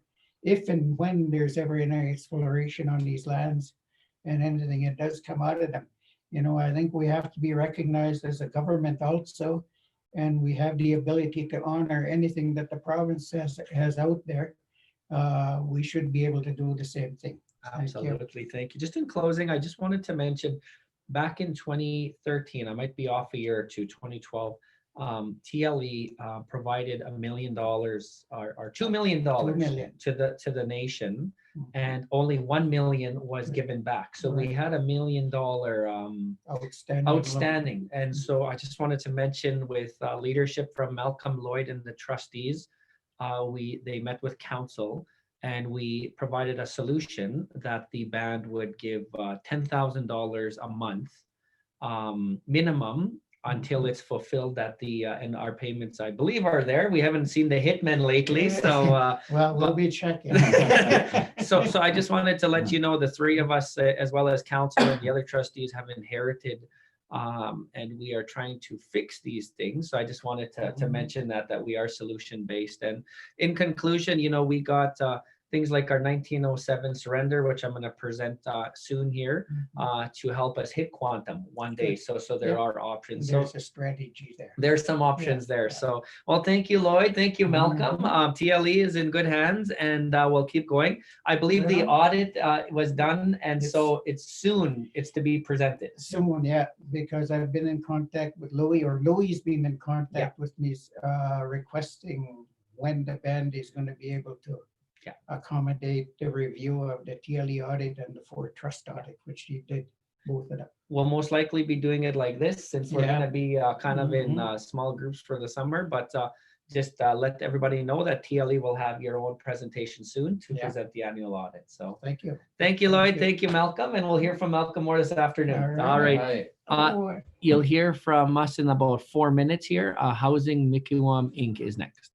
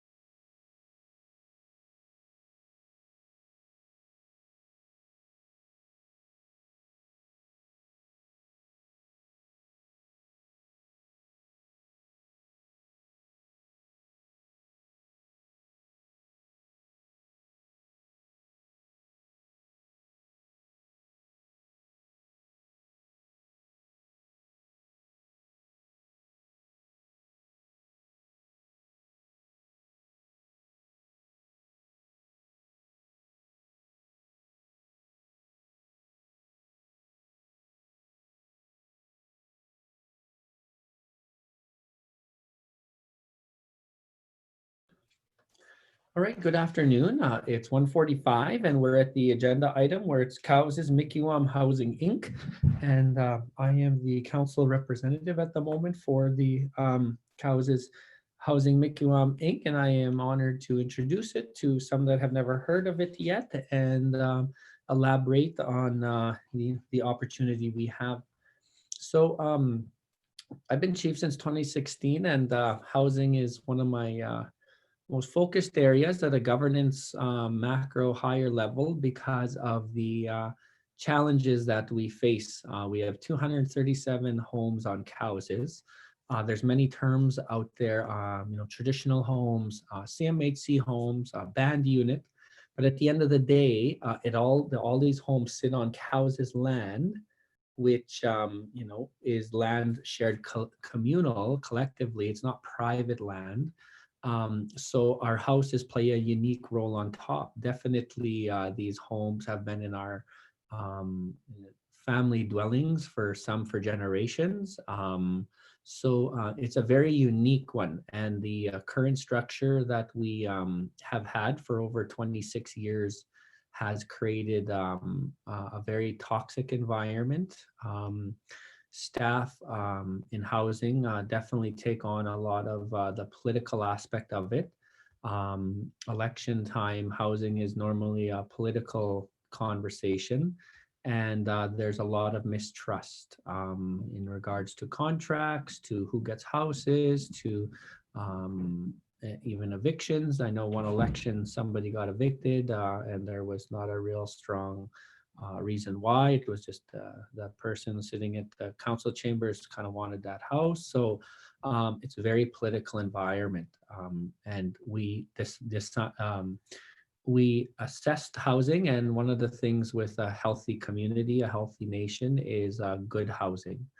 And so 2 years ago, we applied for a universal housing grant option from ISC, and we were awarded $120,000 to help reassess our housing and create something with prosperity for the next 20, 30, 50 years. Right now, we have a generation that accepts social housing as the norm. Some of the challenges is it's usually someone's home until something breaks, and then it's the nation's responsibility to fix it. Our rent collection is $2.1 million to date. We pay our CMHC regardless, and sometimes it has to come out of our own trust dollars because rent collection is somewhat a challenge. Rent on the nation is $60, between $60 and $320. And so anyways, I am going to bring up the PowerPoint and I am going to present on behalf of Mikiwam Housing Inc. So there was recently a board selected. We did do application based. It was posted and we had some very good applicants. And so here's the applicants as follows that we chose. On the Mikiwam Housing Inc. board is Ella Delorme, Leon Pelche, Ella lives on Cowessess, has a strong background in strategic planning, has worked in many different areas and is a solution-based mindset. Leon Pelche, he currently oversees 240 homes in Regina under one of the organizations in Regina. So brings a lot of credentials and experience. Kevin Friesen. Kevin Friesen he lives in Prince Albert and he's from Cowessess. And so Kevin has been with housing. He's been on the past terms housing committee. Miss Perline Leroy has a lot of extensive, she worked in housing. She was a counselor. She lives on Cowessess. She's very passionate. She understands the history, and so she's a solution-based. Calvin Fiddler Pelche has a lot of work in contracts as well as worked with Sagame Housing. I believe he worked with Cowessess before. And we have two that are not citizens of Cowessess, but bring a lot of experience. Doug Yaremko. Doug has worked with banks for 25 years. He understands mortgages. He understands funding applications, whatnot. And Timis Nana. Timis Nana is a housing inspector. He is a certified housing inspector. So we're very honored that they can help us with their non-biased opinions as well as bring their experience with us. And with the counselor position, I am currently put here. Definitely housing is not my strong point, but I'm good at creating and governance things. So most likely another counselor will sit here once it's launched. If we get to that level, I'm just here to help get it past birth to get it into fruition too. So we do have a 3-year strategic and management plan. So if anybody would like to see it, you can contact the office. The Cowessess Mickey Wam Housing Inc. is as follows. As part of focusing on growth, Council have identified strong housing governance as essential to successful nation building. To that end, Cowessess Mickey Wam Housing Inc. will be the operation responsible for leading the strategic direction, managing the housing assets, working with tenants, and empowering policies on behalf of the Cowessess First Nation and its citizens. Mickey Wam means lodge or house in the Cree language, so Mickey Wam is it's a Cree word. The goal in the creation of this entity is to improve financial stability of housing, support fair allocation of houses, and maintain long-term growth. Ooh, supposed to go to the next slide. We have been doing some consulting for the last 1.5 years. Since 2017 with leadership, with committee. We've had some citizen engagement, some tenant engagement, and we identified some issues that we need to deal with. So here's the issues as below. The governance model. We understand that chief and council have the final say on who gets houses, who gets evicted. And so we have a shared responsibility. And sometimes it's tough for council to make decisions because you don't want to, you want to keep, you want to get reelected, if I'll say it so correctly. And so sometimes your decisions are, staff will do their due diligence. The policy that we have, the housing policy will, is there. And so sometimes the governance is definitely a challenge at times. So the next one is the housing policy and guiding vision. We do understand that the policy is, very colonial. We have to, make it more Cowessess based, and that's going to come with engagement. So the housing policy and the vision. The housing management capacity, the excessive workload and high turnover within the housing department. It could be a very verbal and emotional, violent place to work in housing at times due to the amount of demand and pressure. And so we want to make sure that we have a long-term plan to make sure trust is there. Financial stability. We're $2.1 million in debt in housing right now due to rent not being collected fairly. BBC, capital dollars, is pretty much our only dollars that we focus on for renovations, and it's not too much. So we have to now use our nonprofit number to go and apply for grants to help with more funding. So financial stability, how do we make sure that we're economically sustainable? Compliance and enforcement. It's a very challenging thing on Cowessess and housing is in enforcement. It's definitely, there's, some challenges there. So we definitely have to have a shared responsibility between the homeowners, the home tenants, the housing department, the Cowessess Mickey Wam Housing Inc. Board, and the chief and council. And so that is being discussed right now. One example that council brought forward, Councillor Pat, is if Cowessess Mickey Wam Inc. Overseas, they cannot raise rent without council's motion approval. That's the universal rent. If we raise it from $60 to $80, it has to come with a motion. So that is compliance. Tenant management and engagement, we got to always do engagements. And lastly, renewal, quality, and new builds. We can go from house to house and understand that renovations are needed. How are those renovations chosen is also a mistrust. So those are the challenges that we've identified. This is how that's the arm's length oversight and membership accountability.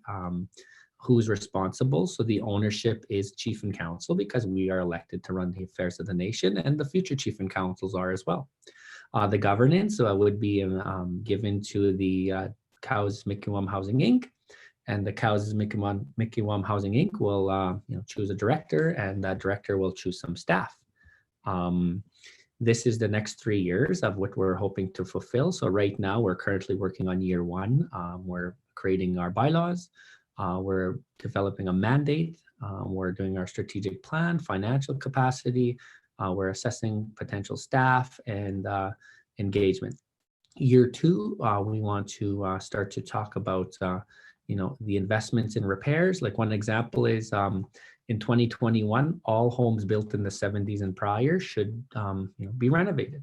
In 2022, all homes built in the 80s should be renovated. In 2023, all homes built in the 90s should be renovated.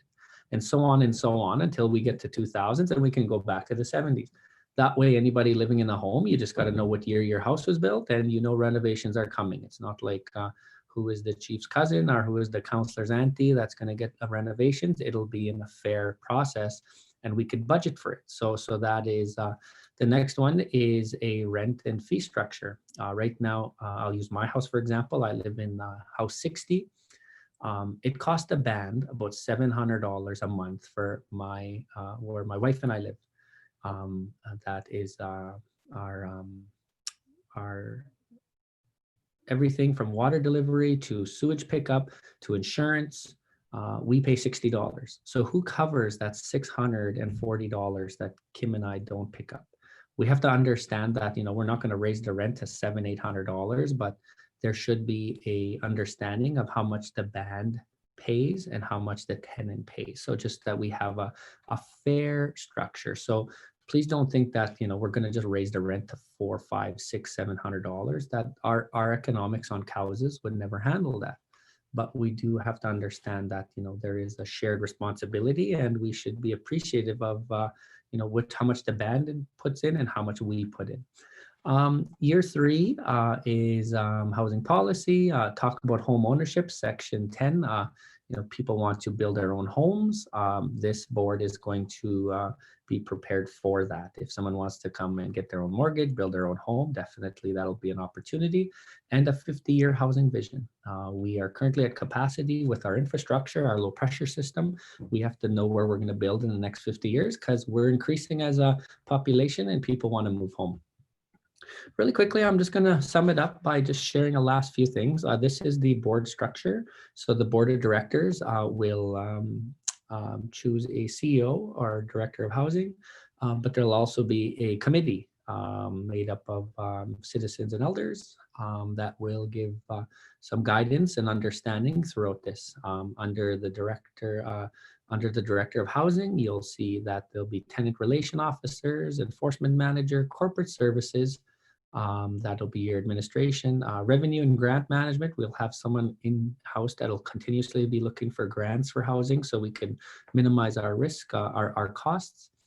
Maintenance and repairs, definitely have to have a full crew there. Right now we have a contract with Leo Delorme. We're looking after 237 homes, and it's quite overwhelming at times. So this is a potential solution that we offer. I just wanted to finalize and share that shelter is a treaty right. And so we are making sure that the fiduciary obligation of the federal government is always there. But prior to treaty, our ancestors, had their own teepee structure, their own home structure, and everybody played their role. Everybody had to contribute a little bit. And that's why we use the word shared responsibility. So this is definitely change management. It's thinking outside the box, but it's trying to not hand this off to the next generation. We're smart enough to figure this out. And so this is the Mikiwam Housing Inc. is one of those options.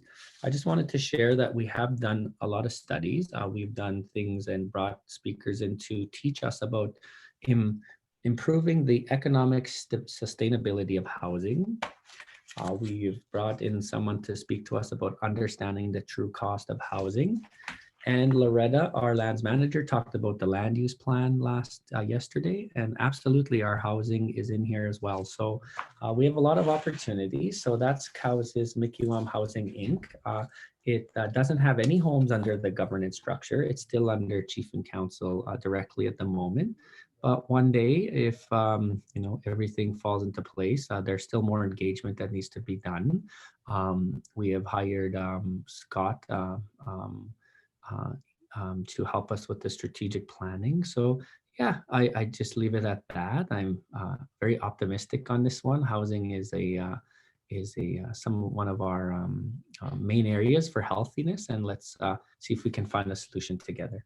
I'm going to take a 4-minute break, and Little Child Community Development is next. Ella and Rook will be sitting here. So I'll talk to you in less than 5 minutes.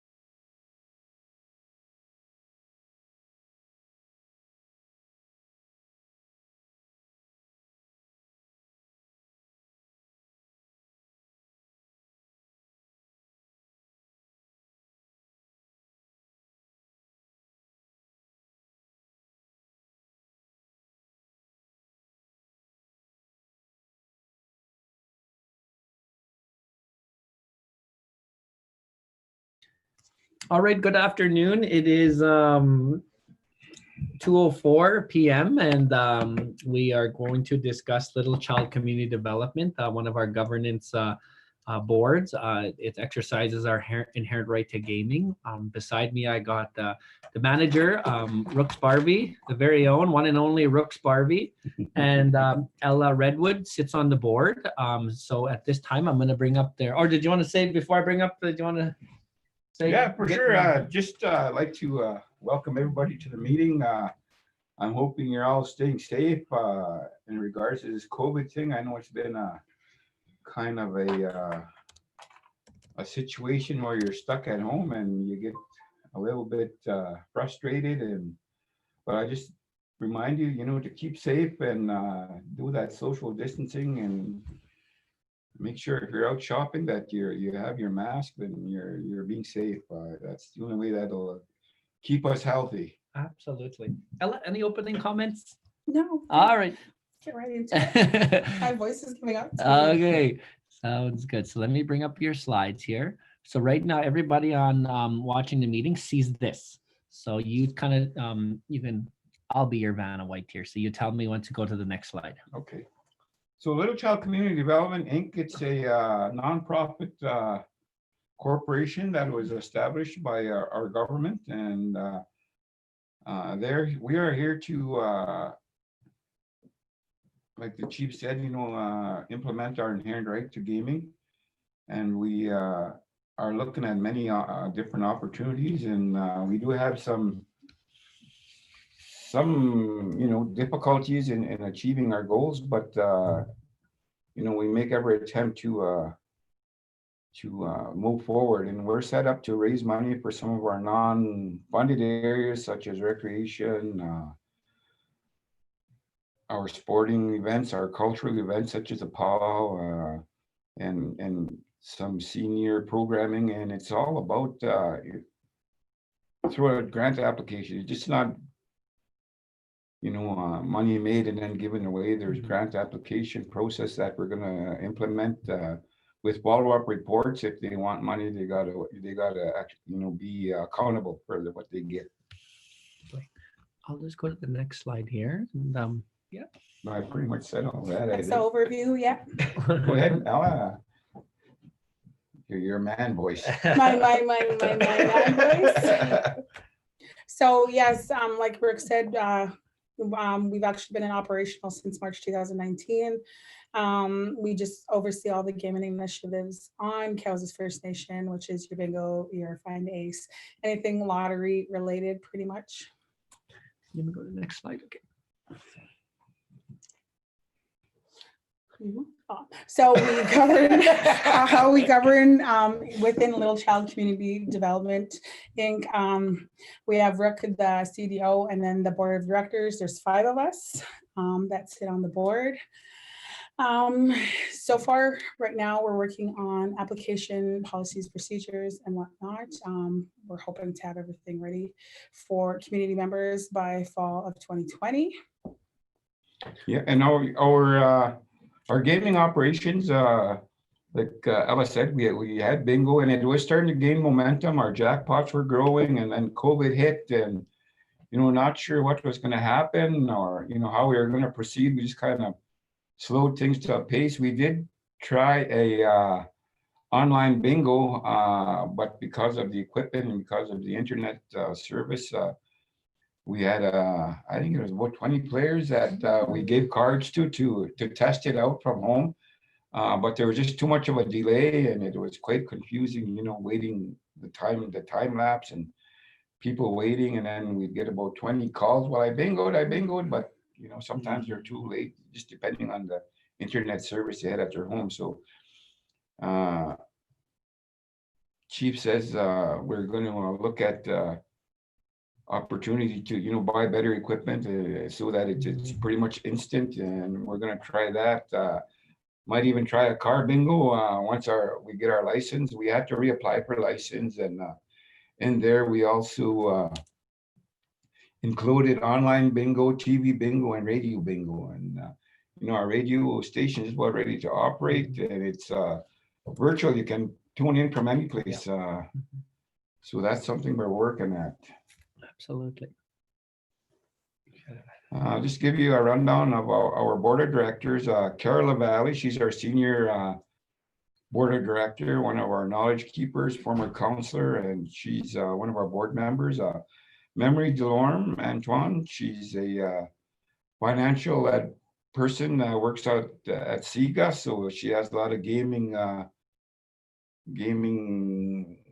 experience. And Ella Redwood, of course, she's part-time, works for us too.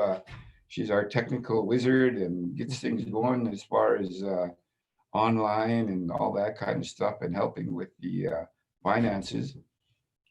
And she's also was in the gaming industry as a marketing manager. So she's well up to speed as far as gaming. Sherry Sparvier, another SIGA employee that brings us 20 years of experience, over 20 years of experience in the gaming industry. She's also a SIGA employee. And Leanne Tanner out of Regina, she's I think she's works in education. That's right. Yeah. So she's another one of our board members. We have Chairman Curtis Lara, Councillor Curtis. He's our chair at the moment, and of course myself. You see my name there, Lionel Rook Sparvier, which I prefer to be called Rook. Friends and enemies call me that. Either or. Either or, it's Rook. So bingo stats as of April 2019, March 2020, when we shut down, we had 3,042 repeated visits, which averaged to 30 players per night. We had 169,000 in sales. Right now, our balances are, ooh, that doesn't look right. No, it's more just that's what we pay out. Oh, okay, And that's currently what we have to give back to community Okay. I think members. there's supposed to be a 0 after 9. Is that correct? 7,004. Yeah. 190, yeah, that's what we have right now, and that's what we have to put into our, what's that account called? Charity account. Our charity account where the people apply for money. The other half of it is our growing jackpot. So, and our 20% that you give away when the tickets are drawn. Our bingo revenue right now is 33,520 that can go to charity account. However, we do have a portion of that's jackpot money Yes. that we have to hold on to. We are licensed through the Indigenous Gaming Regulators, and for every project that you have for fundraising, you need a different license. Like the bingo has a license or Class A, so which could be crowds of over 100. Our Chase the Ace license is also another license that we have to get, and we are applying for a major raffle license that we're going to get. And the hard part right now is the everything that we do has to be through e-transfer. So some of our accounts have to be established as e-transfer. Like the bingo right now, we can't really do nothing because we are kind of stuck because a lot of our people use cash, and it's very hard to pay out if you have no cash sitting in the till at the bingo. So there's been some difficulties with this COVID-19.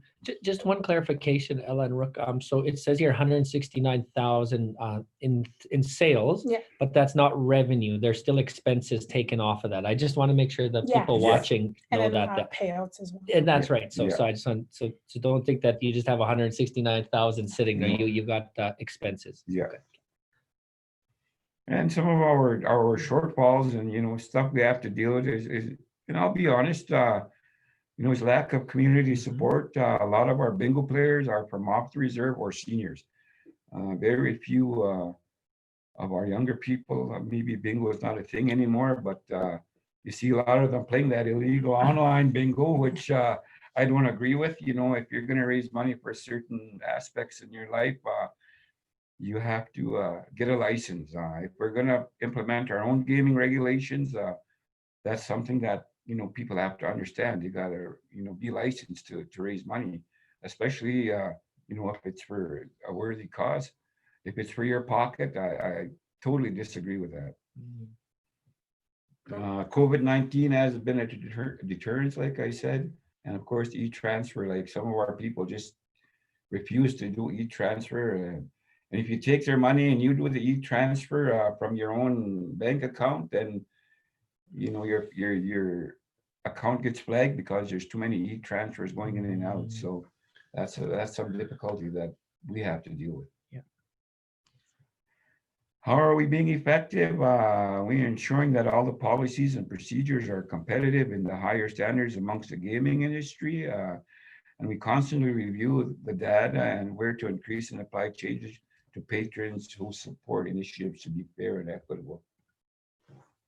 Our goal is to create a continuing pool of funds to support our community member application requests, continued exciting promotions for all that to support, and to start offering monetary applications by fall of 2020 to the community members of our nation. Current tasks are renewing bingo license, which will include online, TV, radio, bingo opportunities, as I had said. Applying for major prize raffle license so that we may offer extraordinary prizes. This will be done via e-transfers for the purchases as well. So stay tuned. You can join us on our Facebook page, Little Child Community Development Inc. And, you can keep up to date as what's happening. We also, it was also recommended that the Little Child Community Development administer the TLE4 trust revenue and the grant process. Currently, we're assessing the option to have the ability to administer these funds without interfering with the gaming funds. These revenues will have its own separate bank account and application process, and we'll have to sit with the treaty land entitlement trustees and develop a process, because there is legalities and liabilities in administering the funds. So our board is, humming and hawing, and we'll come up with something that's fair and equitable and transparent to our nations. So just and final, our jackpot right now on Find the Ace is $6,100 and growing. As of yesterday, after the draw, or Thursday, I was getting emails pretty much right after and requesting tickets for the next draw. So you can purchase your ticket via e-transfer at chase.ace@cowessessfm.com. It's $5 a ticket. Please send your cell number into the notes when you send e-transfers.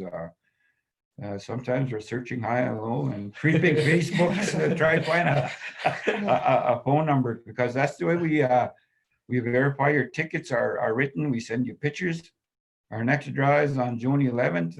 Cutoff for that ticket sale will be 10 a.m. on June 11th. If you get in later than that, then you're put into the next draw. But if the ace is won, then your money will be returned. So we draw for the ticket at noon, and we give away 20% of our total 2 weeks sales. And then at 3 o'clock, you get a chance to go after the growing jackpot, and we put 30% of the sales into the growing jackpot every 2 weeks.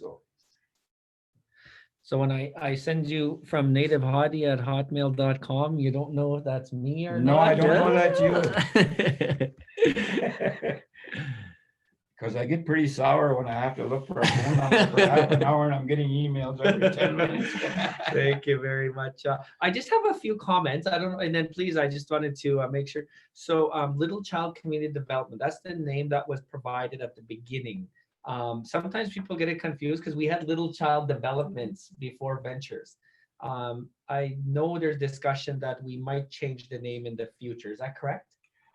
I think we kind of like the name, there might be a little issue with Little Child Community, the other one, but I think with Ventures, taking that over, I think it'll casually subside and it'll go on the wayside. But other than that, and honoring our signatory chief Little Child is, the main objective there. I just wanted to bring up the 4 Trust quickly. So the whole purpose of this gaming is to create profit. So citizens throughout, doesn't matter on reserve or not, could apply for education help, could apply for sports help, could apply for cultural help, and even the band could apply for community development areas. And so 4 Trust has been doing that since 1999 or 2000. Correct me if I'm wrong on those dates. But now we created Little Child to kind of do that as well. So we currently have about 250,000 that we need to transfer to 4 Trust. So TLE will look after investments and land purchase. Little Child Board, you'll wear 2 hats. You'll wear the board to oversee gaming, but you'll wear the 4 Trust hat as well. And so applications would submit, and I see you had the date of potentially by fall. I do see that as realistic. So I just wanted to let you know. And lastly, what's the future? I just wanted to ask that. We talked about car bingo, not giving away a car, but sitting outside the hall and using our potential radio bingo with our radio station. But I think we can one day ratify our own gaming act, which we talked about, which would be the First Nation to potentially do. I think OCHAP has something similar, but definitely exercise our inherent rights. So I'll leave the last words to you two, and then we'll carry on. Buy your tickets and play lots of bingo with us. Nice. Yeah, and for sure, you know, this is something I think that's fairly new in First Nations country. I'm always proud to say that, you know, Cowessess are usually a step of everybody, and we got to keep our momentum going. You know, I know some people have their opinions on it, but you know, if you consider yourself a nation, then you got to develop your own laws, ratify them by your people, and you know, in the future, like when there's ratification votes or meetings that we want your input and your, you know, it doesn't matter if you vote yes or no. The matter is voting, and I think voicing your opinion at the presentations is good.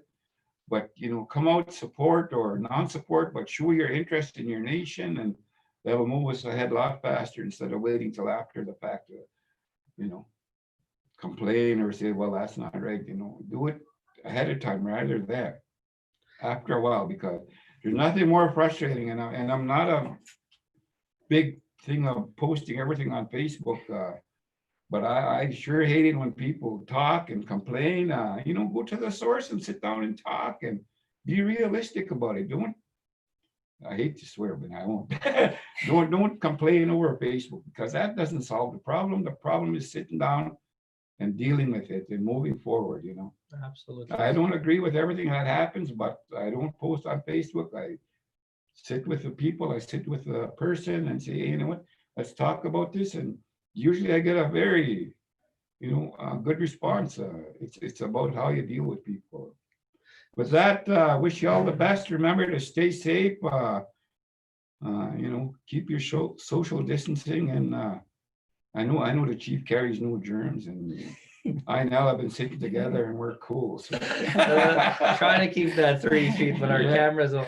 But you know, just in conclusion, spoken as someone who sat in this desk before as a chief and very passionate about your nation. Thank you for sharing those final words. So, Little Child Community Development's in good hands. If you have ideas or suggestions, please contact Rook, Ella, the board, myself, and I'll pass it on, and we'll continue to grow as a nation. So thank you very much. Yeah, we have, you know, go on our page and make suggestions, and, you know, or phone me. I'm not afraid to give out my number as long as it's one of my exes won't get out. 306-696-7999. I'll talk to anybody. Thank you. Have a good day. Just for ones listening, I'll take a 4-minute break and we'll come back with the Eagle Woman Tribunal.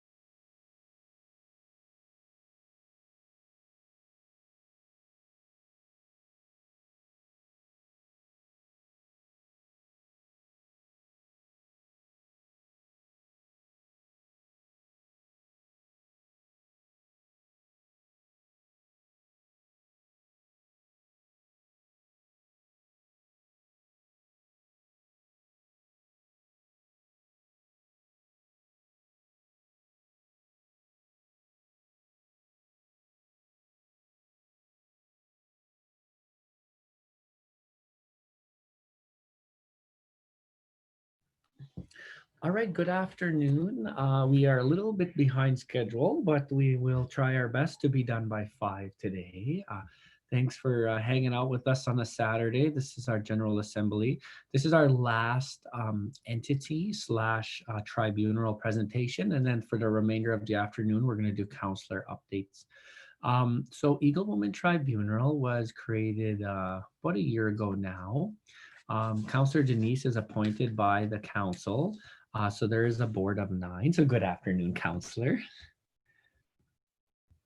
I am going to, let's see here. No, wrong PowerPoint. So stop sharing. These are a little bit of our technical difficulties we have. Good morning, everybody. So, how come Good afternoon. How come this one came up again? So Close it. yeah, let's see. I'm just gonna close this one. Save. This is the one we want. So we are at, oh, right there. There we go. Let's try this one more time. Great. So they see the PowerPoint, Denise, and I am going to hand it off to you for, oh, hang on here, for presentation. A bit closer so I can see my bifocals. Good afternoon, everybody.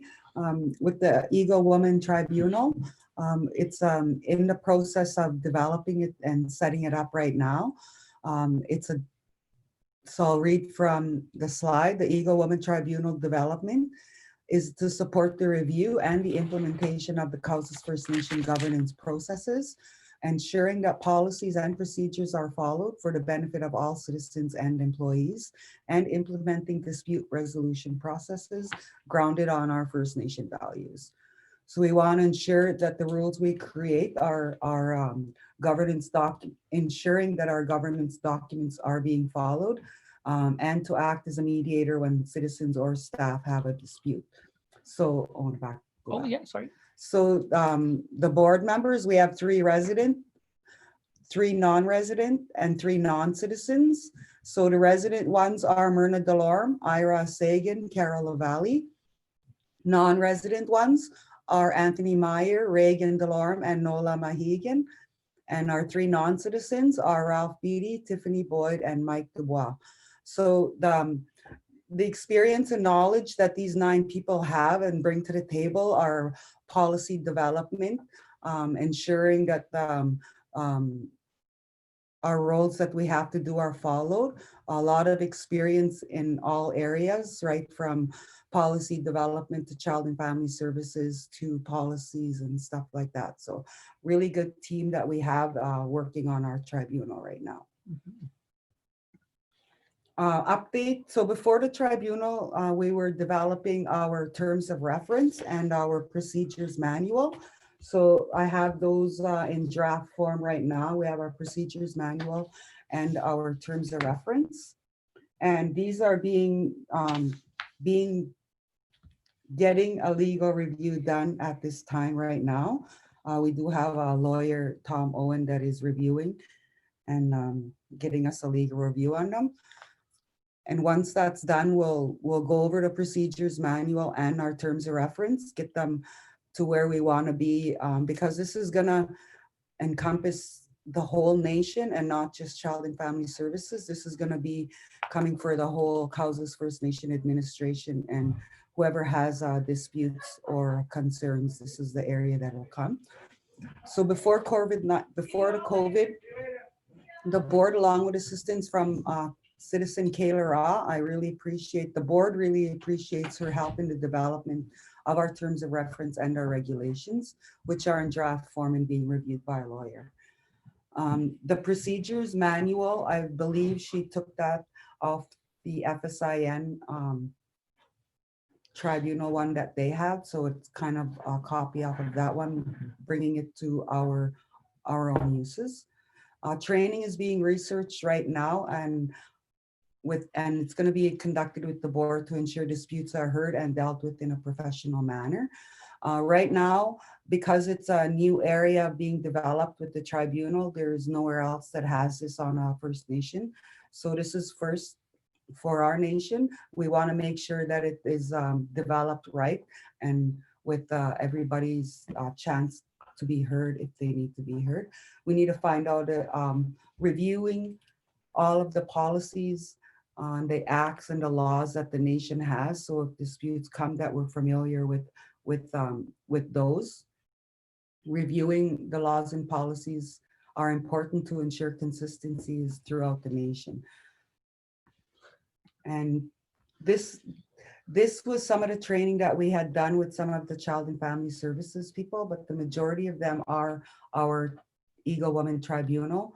And it was a really good 2-day session that we had in learning about the CFS Act, and now coming back as a team, learning how that's gonna happen with our nation and the administration of it. So.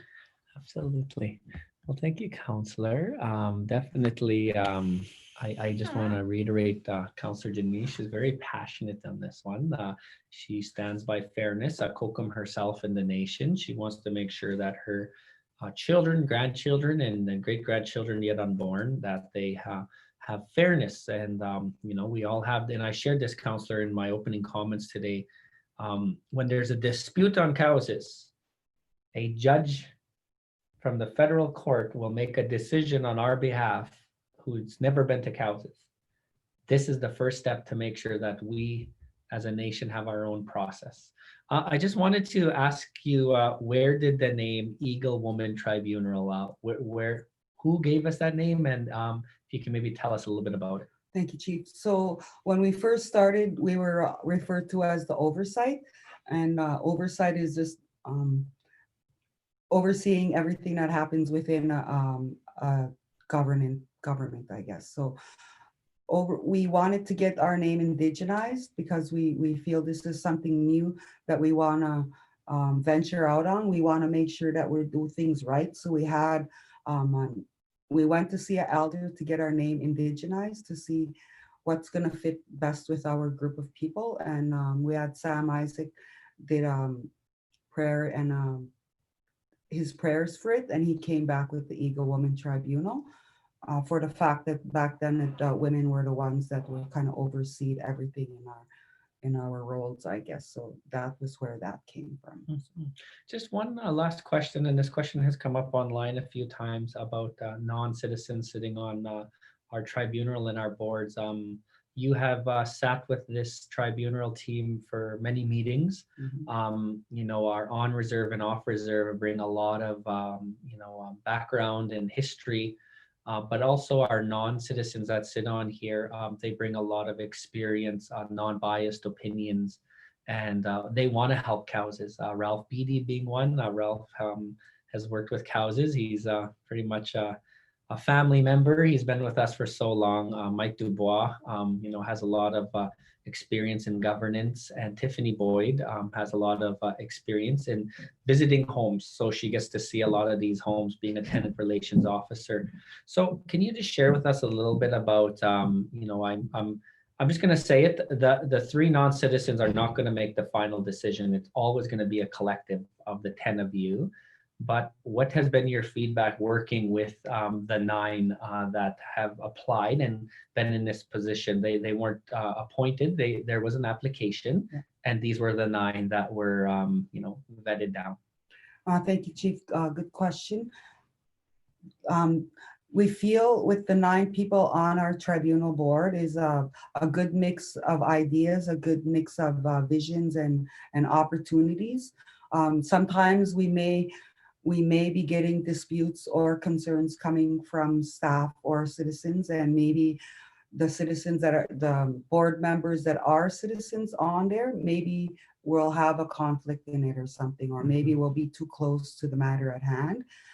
The way we're looking at structuring right now is having 1 on reserve, 1 off reserve, and 1 non-citizen being part of that panel that does that. But again, those are being worked out right now. We have good discussions in our meetings on what that process is going to look like, and just bringing that outside view of disputes, because when appeals or whatever grievances are going to come to the Eagle Women Tribunal. We need to look at the policies that and acts and laws that we have in Cowessess and making sure that those are followed.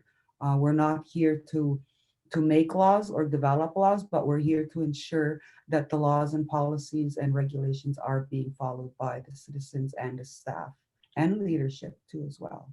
So just keeping accountability, Yes, you know, keeping on behalf of the accountability. citizens. Yeah. So just one last example. So say there was a dispute that came upon, and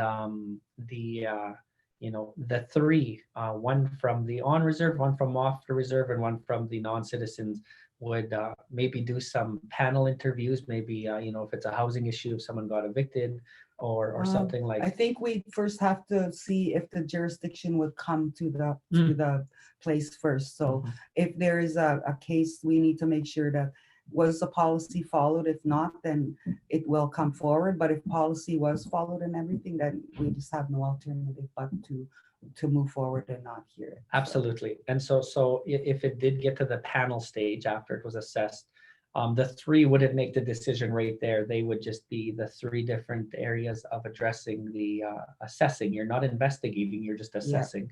The three would then go back to the entire 10 and have a conversation, and rendering a decision that's final and binding would come from the 10, not from the three. I just wanted to clarify that. I think it's a good process. And lastly, with the Neopimatisawan Act and our children and our Chief Red Bear Children's Lodge, the Eagle Woman Tribunal will play a vital role if somebody has a dispute in, say, a caregiver, a child themselves, maybe an agency that we're working with. Mhm. Instead of going to a provincial court where a judge not from Cowessess will make a decision on our child, the Eagle Woman Tribunal will make a decision assuring that the director followed all actions, which again really enhances our inherent right to our children. I just wanted to share that as well. And we do have in the thing we'll be having like a checklist to see if these events do follow the jurisdiction to come to us or if they don't. So Good. there's going to be processes involved with it.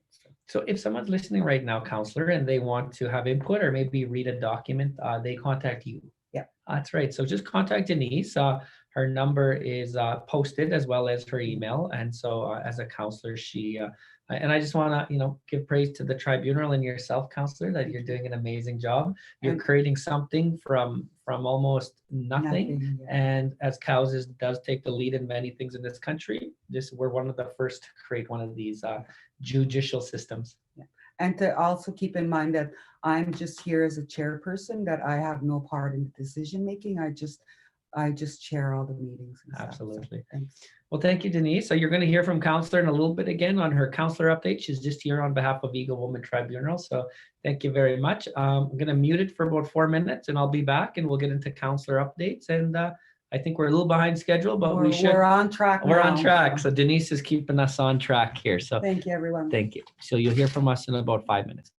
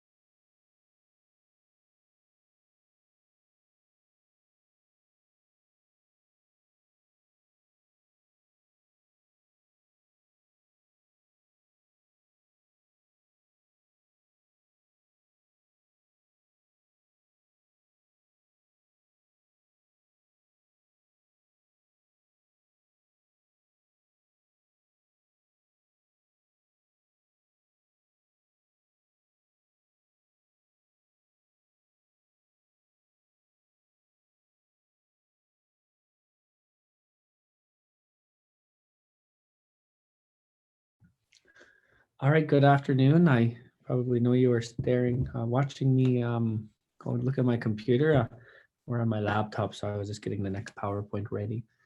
It's 2:40. We finished our entities and our tribunal. For the remainder of the afternoon, we are going to have council updates. This one is mine from the chief's office, my update. And so I just wanted to thank everybody for participating in our virtual General Assembly. This is going to be maybe a new norm for a while. We definitely want to show our accountability and transparency, and we are learning, and this is one of them. So our virtual assembly is right now. As the chief, our Election Act and our Constitution are two of the highest laws that we have to date that have been ratified by the people. I can verify that the Election Act is being enforced, as well as the Constitution. That's two of my roles as your chair of the nation, as your chief of the chair of council and chief of the nation. That there is no orientation to being a chief. You're just placed in the position, and I got a lot of mentors that have been helping me. Chief Pat, who's on council with me, Chief Terrence Pelche, Chief Rook, definitely have been some guiding. Chief Grady have been helping me, as well as others in regards to. It's interesting when you're chief, you see your nation when you're sitting in that chair differently, and I think you almost got to sit there to really understand how. And absolutely love the opportunity. I'm very honored that I am your chief. I take it seriously. I give it 100% every day. I thank my family for supporting me in doing this, and so yeah, I have a little fun at the same time too. But definitely, I got feelings, and sometimes I get the critical side of being a chief could be quite interesting at times. This is the elected officials from the Election Act. I just wanted to mention that Councillor Curtis has taken a minimal role at the moment. He does come to every second Chief and Council meeting. Councillor Damon has taken a minimal role as well. He is dealing with a personal matter. And all the best to Damon. Nothing directly with him, but his wife. And so he attends the duly called Chief and Council meetings when he can. So definitely, each councillor is elected individually. So we're kind of like an arranged marriage where we just learn each other values. We help each other where we can, and we disagree. I'm not going to sugarcoat it as if we are a team that all think the same, because we don't. And definitely, I can attest that council do want the nation to grow, and just how we get there varies. We have our duly called meetings every 2 weeks, every second Tuesday. So we are discussing about potentially bringing it to online so people can watch. We definitely have nothing to hide in our council meetings. We pass our resolutions there and whatnot. So we are trying to continue our transparency. Before our Chief and Council meetings, we have committee meetings. The Monday, Pat Barvey's Chair of Finance and Admin. You'll hear from her in a bit. Councillor Denise is Chair of Governance, Nation Building. So you'll hear from her, and council sit on both committees. So right now, as attendance is good, 2 councillors show up average every second meeting right now, but attendance is within the Election Act. The duly called motions for 2019-2020, we passed 420 motions. And as of 2020-2021, April 1st, we've passed 51 motions. And so you can read our minutes. They are posted in our coffee room at the office here. So you can So if anybody ever wants to view council minutes, you're more than welcome to. Please let myself know. Pat Criddle, she's the executive assistant, ask council or call the office. Resolutions. So a little difference between motion and resolution. A motion is direction. Resolution is a decision. So we have passed, you might have known them as BCRs. The Band Council Resolution is an INAC term. We've changed the term to Cowessess First Nation Resolution. And so we have passed 97 of those since this council came into the office. Some of the things I've been focusing on as your chief, I definitely have the ex officio to kind of sit everywhere, and I definitely make sure that I'm there to help council when needed, and nudge to make sure that we can get to that goal when needed as well. Some councils appreciate that, and some don't. Some definitely like to work on their own, and so it definitely creates some challenges, but I'm just here to make sure that our nation grows one day at a time. So I'm, as our nation building responsibilities, I'm in charge of inherent rights and treaty rights. We have brought Saul Sanderson to the nation, as you'll see in the bottom middle. We have brought, I didn't even write his name down, AJ Felix to the nation as well to talk about treaty rights. We do have inherent rights and treaty rights, and due to colonization, these conversations have to increase. And so that is my role, is to try and help us increase those conversations. I've also been focusing on the 1907 land surrender, land claim, along with councillors Denise, Councillor Richard, lands manager Loretta, Terrence Pelche, he's an advisor to the chief and to council and to the negotiation. Our legal are Al Brabant and Dan Madigan. Currently, we have vacant on the negotiating team an elder and a youth. So we have been in bi-weekly conversations through Zoom and through online with the Government of Canada. Last week, as any negotiation happens, they offered us a expedited option, meaning that if our claim is worth 150 million or less, that we can solve it in 14 months. And it's called an expedited, but it can't increase more than 150 million. So we, the 1907, we were manipulated, our ancestors were manipulated to surrender land from where the south side of the border, where Calvin Fiddler lives, where Bud and Deanna live, where Grady lives, where Bubsy lives, all the way to Oakshella. That was once Cowessess land till 1907. So our ancestors were manipulated. You can watch our YouTube video on Cowessess YouTube channel to kind of learn about 1907. And so the Government of Canada offered us an expedited of cap of 150 million. Option B was the full research, and approval would be needed by the Prime Minister of the day and Cabinet if it's over 150 million, and could take a little longer. So Council nudging this forward. It's not a final decision, but we chose option B to do the full research. This is the people's claim. This isn't Council's claim. So at some point in the future, there will be a vote brought out to settle the claim, and the people have to vote in favor of it. And this claim, if used right, can set our nation up for the next 100 years. It could be used for as we can have our Heritage Capital Trust account that we can draw interest on for the next 100 years. It can help us get out of a dependency route into a very strong nation building future for our generations now and into the future. So that is ongoing. If anybody wants additional questions, please contact me, counselors as well. We keep each other updated. Our legal cases right now are as follows. We have one outstanding legal case since I and some of the council were elected in 2016. Every other case has been finalized. ATCO Sustainable Communities Inc. ATCO currently holds $420,000 of Cowessess First Nation dollars. There was a sign off between Terrence LaValle and one of the councillors at the time in 2015, Mrs. Tanner, and there was no resolution approving it, and they took $840,000 of our flood claim community dollars.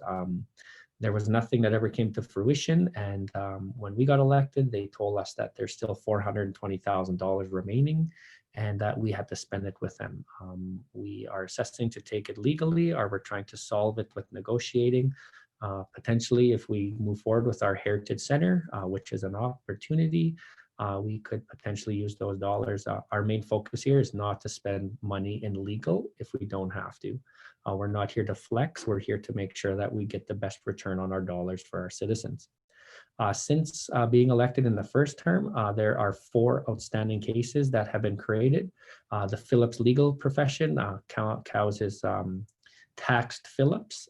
They spent $920,000. Well, they billed Cowessess $920,000 for 30 months of work back when Terrence was chief. And so we felt that that wasn't the best return. So we taxed him.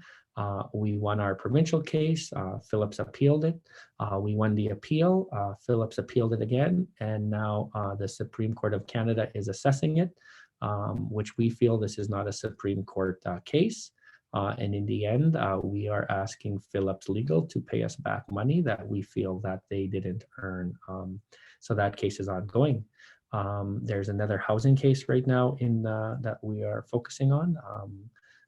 Community member, citizen Edward Sagan, took the man to court, stating that we are breaching his shelter by, it's a unique case. So we are currently in a court case with Edward. Number 8 is we were trying to build some houses along Agency Lake. And ISC advised us that there are NEDIs there, meaning that there's potential CPs there, certificate of possessions. And so we hired Patricia Sturbies and Terrence Pelche to go into our RG10 files from 1905 to 1990. And they came back and told us that ISC did not do their due diligence over the last 80 years from their opinion, and that there are no NEDIs or CPs on Cowessess. So we are currently challenging ISC that you cannot tell us where we cannot build homes, and we don't have any NEDIs, and questioning the CPs. So there's currently we're working on a legal case with ISC. And lastly, as it's transparent and fair, there was a staff member that is asking the labor board to assess a decision that was made. And so that is just showed there. I have been focusing a lot of my energy on the Mio Pimatisawan Act and Coordination Agreement and Funding Agreement. This is based on Bill C-92. The Mio Pimatisawan Act was ratified March 3rd, 2020, our third highest law on Cowessess. Thank you very much.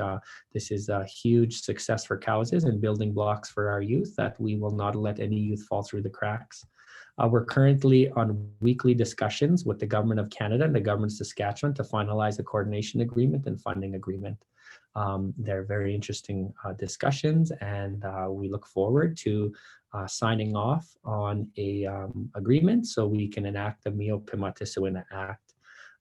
Funding reimbursement has been continuous for this. The Government of Canada believes in Cowessess's role in this, and they have invested in it as well, providing us dollars so that we're not using our own source dollars.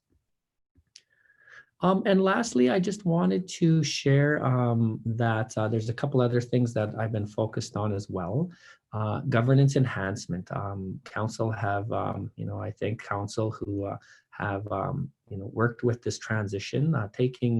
Council getting out of administration is not an easy task, especially when there's a lot of pressure from, people who want renovations now to, questioning fairness, and that's our role.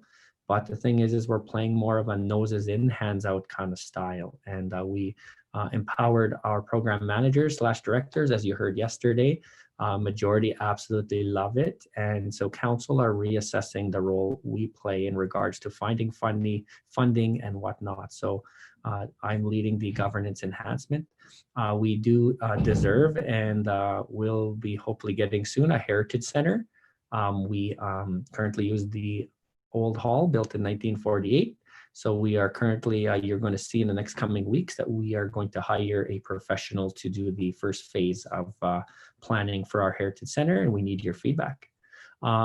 I've been helping with implementing the farming plan. We are agriculture history here, but as a couple of years ago, we have almost zero agriculture farmers. We have people like Terry Leroy who do have cattle and do own some assets and farm some land around his house. Very appreciative, but definitely dwindled down to just a few. So we are farming this year. Hopefully it's an economic opportunity as well as a job creation, and just to utilize our land to the best of its interest. I've been helping Councillor Malcolm and Josh Sagan with the gravesite rejuvenation. It's going very well. You'll drive by now and you'll see a fence that we're leveling it, that we're identifying the unmarked graves so that we know that we'll never forget our ancestors and the ones that went on before us.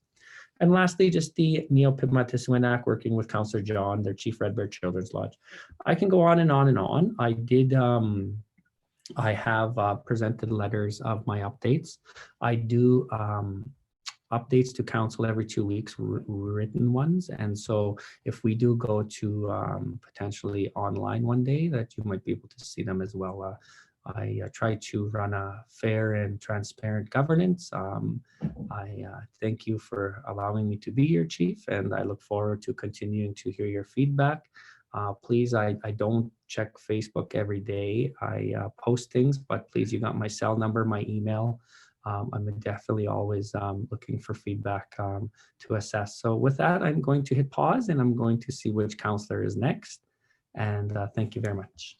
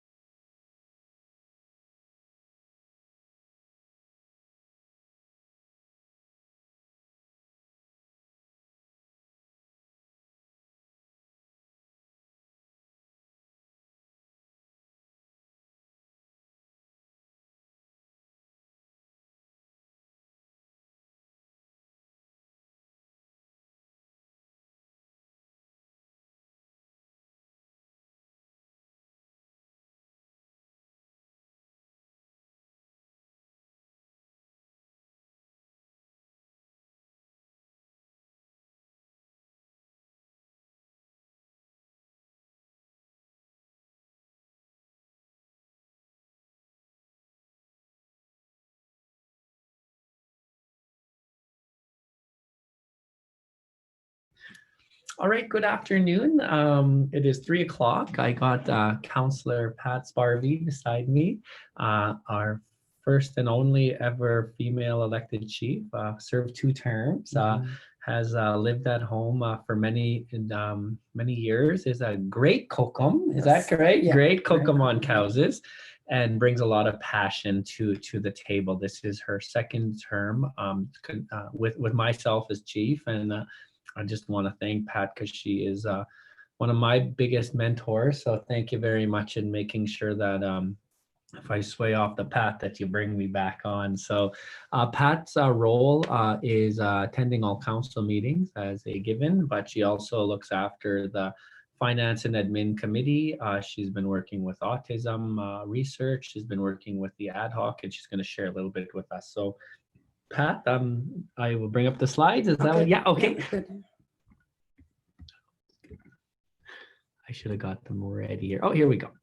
All right. So they just see the slides right now. All right. Okay. Good afternoon, everyone. And I want to thank Denise for the opening prayer today.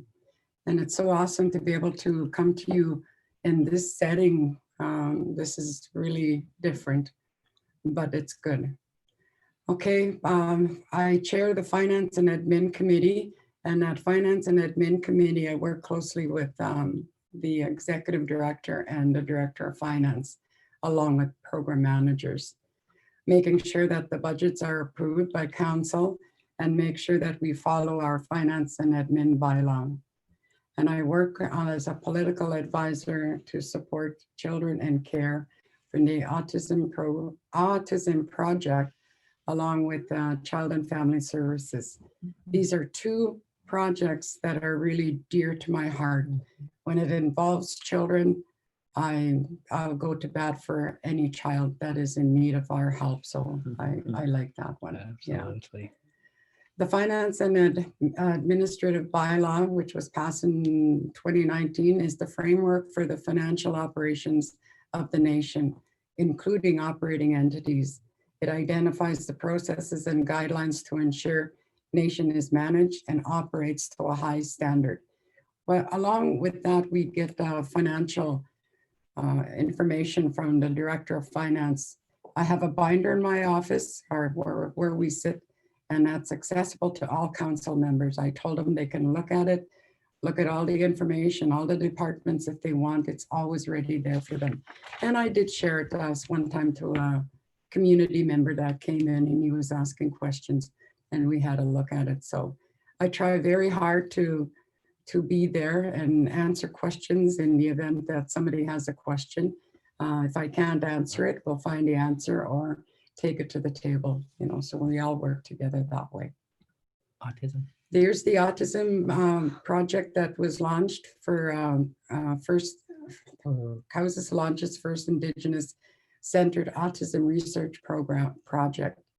This is an interesting project.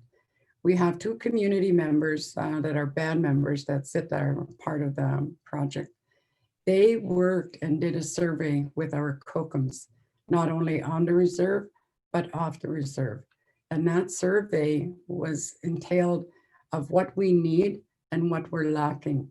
So whenever they're finished with all of that, that is going to be available to the community.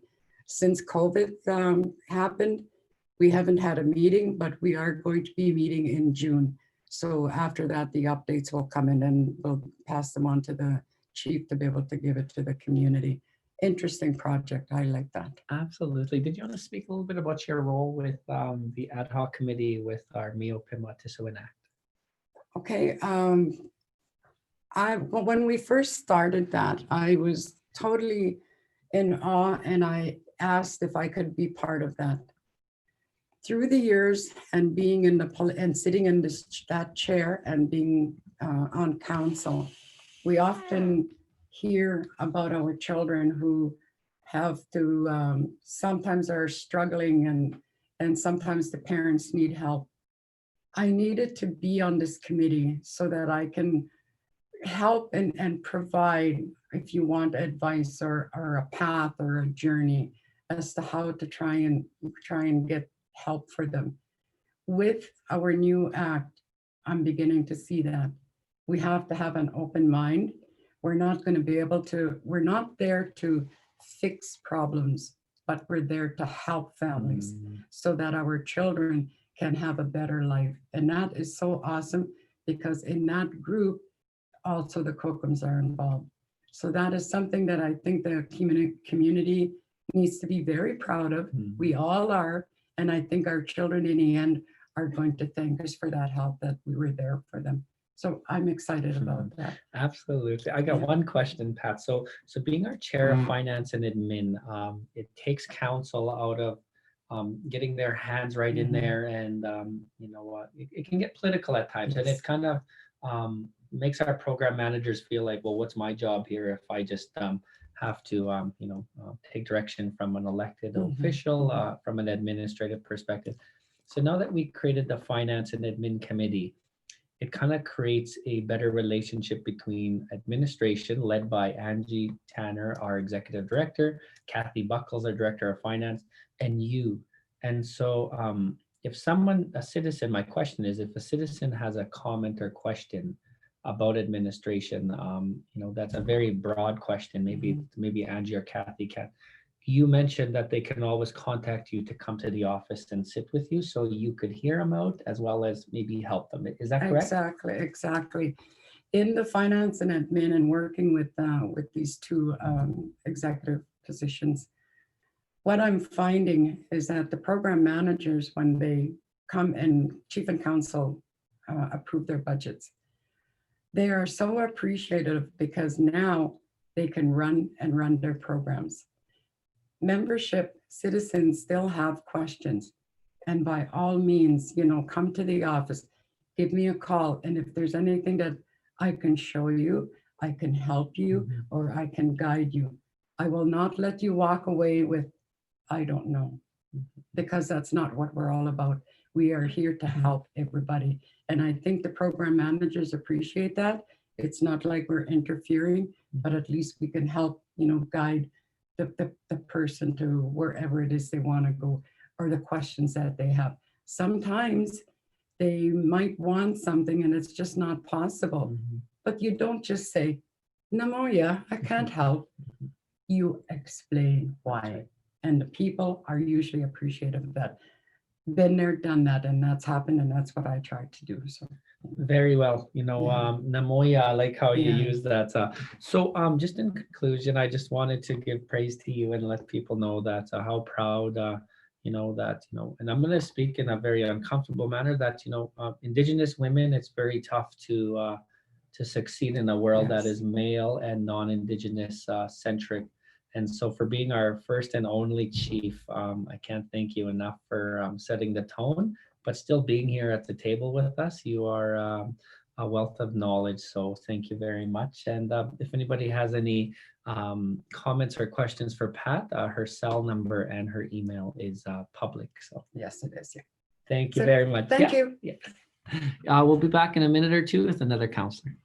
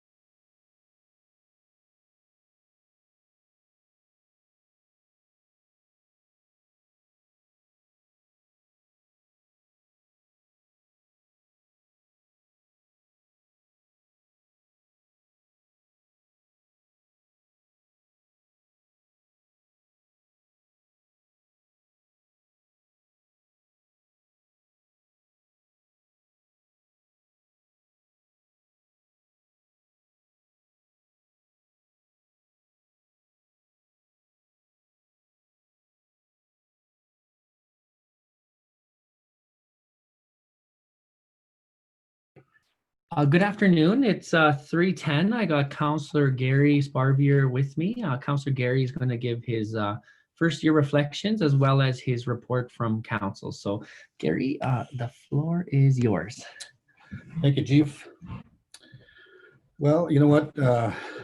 First of all, I just want to introduce myself to the people that may not know me out there. And I think this is a good idea. And hopefully I'm not sure how many people are actually logged in, but I just want to reflect on my first year in council, being elected by you to membership.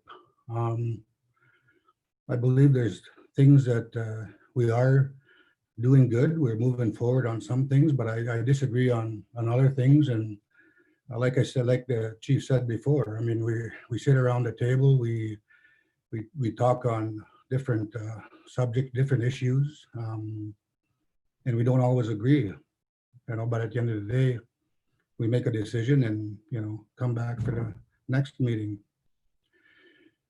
We don't have portfolios, and I think to me, that's one of the biggest issues, because I know the chief wants to keep the politics out of the administration. Yeah, I agree with that, and I don't have a problem with that, but I think, for me, with that being said, I sit on the Cowessess Ventures board along with the chief, and the chief is the chairman. And I think for that, I mean, on one hand, he wants us to be out of the politics, out of the administration, but yet he's the chairman of this board, which is politics in the board. So I think that's an issue for me. I think we pay these people to sit on this board, to bring their ideas forward, to make decisions on behalf of Cowessess First Nation, at the end of the day, to make money for us, right? And if the chief is the chairman, he's politically motivating that, steering that committee. So I don't think the board can do their job right without having a political authority there. So I think that's one of my first issues. Second one is that you people elected me to be a voice for you, and it's difficult when you don't have a portfolio.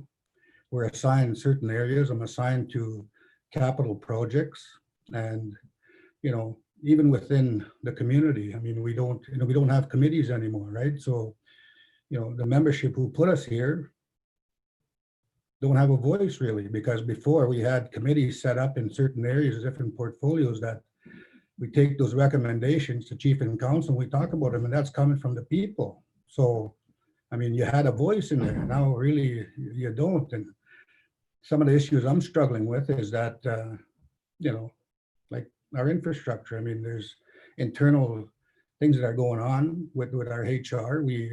One of the things I said in my campaign speech was, I'm going to hit the ground running. I haven't hit the ground yet because I don't have a portfolio. I mean, I work with capital, but I don't have a budget. I don't feel like I'm being utilized to my full potential because of that. And I think that things need to change within the next 3 years. I think we need to have portfolios because you as a membership have issues, and who do you go to if that's why you elected us, for us to bring your issues to the table and to be able to try and resolve these issues, right? But it's going to all the power stands with the administration and the chief. I mean, it's nothing negative against the chief, but I mean, that's the way the structure is built. So I think, and these are my ideas, I think that we really need to have our portfolios back. I think we need to have our committees back. Then you have a voice, right? Because you are the people that put us here.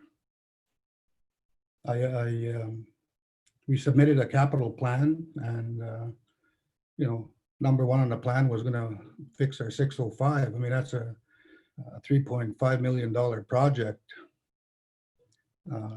We have a community center that we wanted to build. We also have a low pressure water.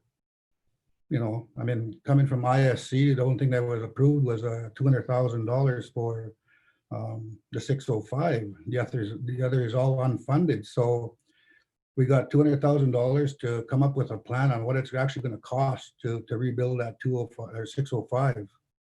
So, that's my next task I'm tasked with, and I hope that we get it done. Again, we're doing a lot of good things, but it's just the way we get them, because I mean, again, people come to me with their issues. I bring them forward and it seems to fall on deaf ears. Nothing's done. So it's frustrating for me as a counselor, because you guys put me here and I'm trying my damnedest to bring those issues forward and try and resolve them. And it just seems like it's falling on deaf ears. Another thing that I said that, I think, and I truly believe that, internally we have people that are in positions, have the experience, have the education. A position comes up and we choose somebody from the outside, even at entry level positions.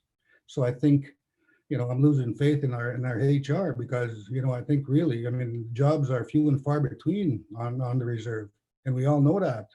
So, we should have people living here. I mean, we all want the same things. We want to have a job. We want to be, supply for our families, right? And have a job.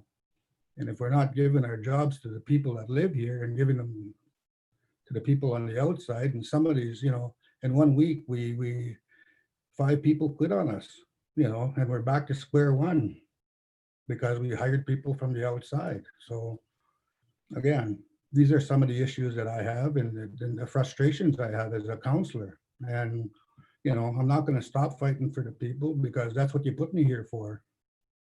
And I'm going to continue to do my best. We got 3 more years in this, and I hope that, we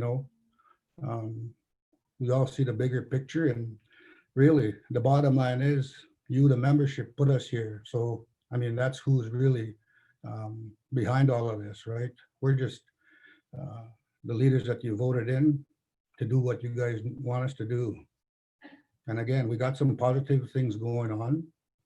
And I think, next 3 years are going to determine our success.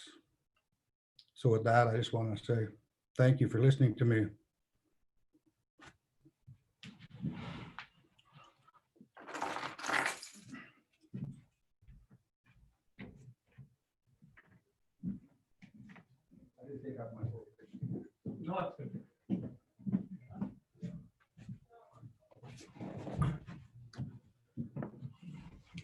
All right. Thank you, Councillor Gary. I'm just going to see which councillor is next.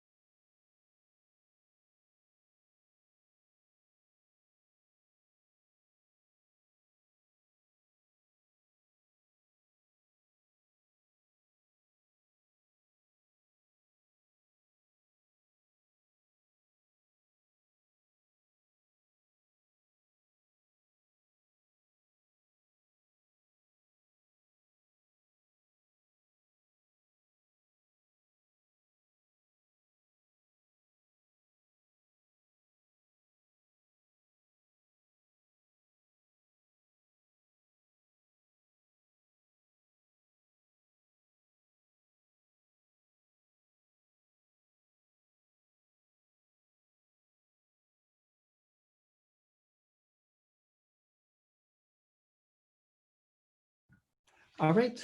It is 3:20. I got Councillor John Z. Leroy. It's very precise to have Z, because I think we have 3 John Leroys. Four. So definitely your credit probably gets hit once in a while. Councillor John Z. Leroy is responsible for not only Chief Red Bear Children's Lodge on the board, but the Mio Pimatisuan, as well as he wanted to help with the youth and even more. So Councillor John's attendance is very well. And so at this time, I'm going to hand it off to Councillor John and I'll show your slides. Yeah. Okay.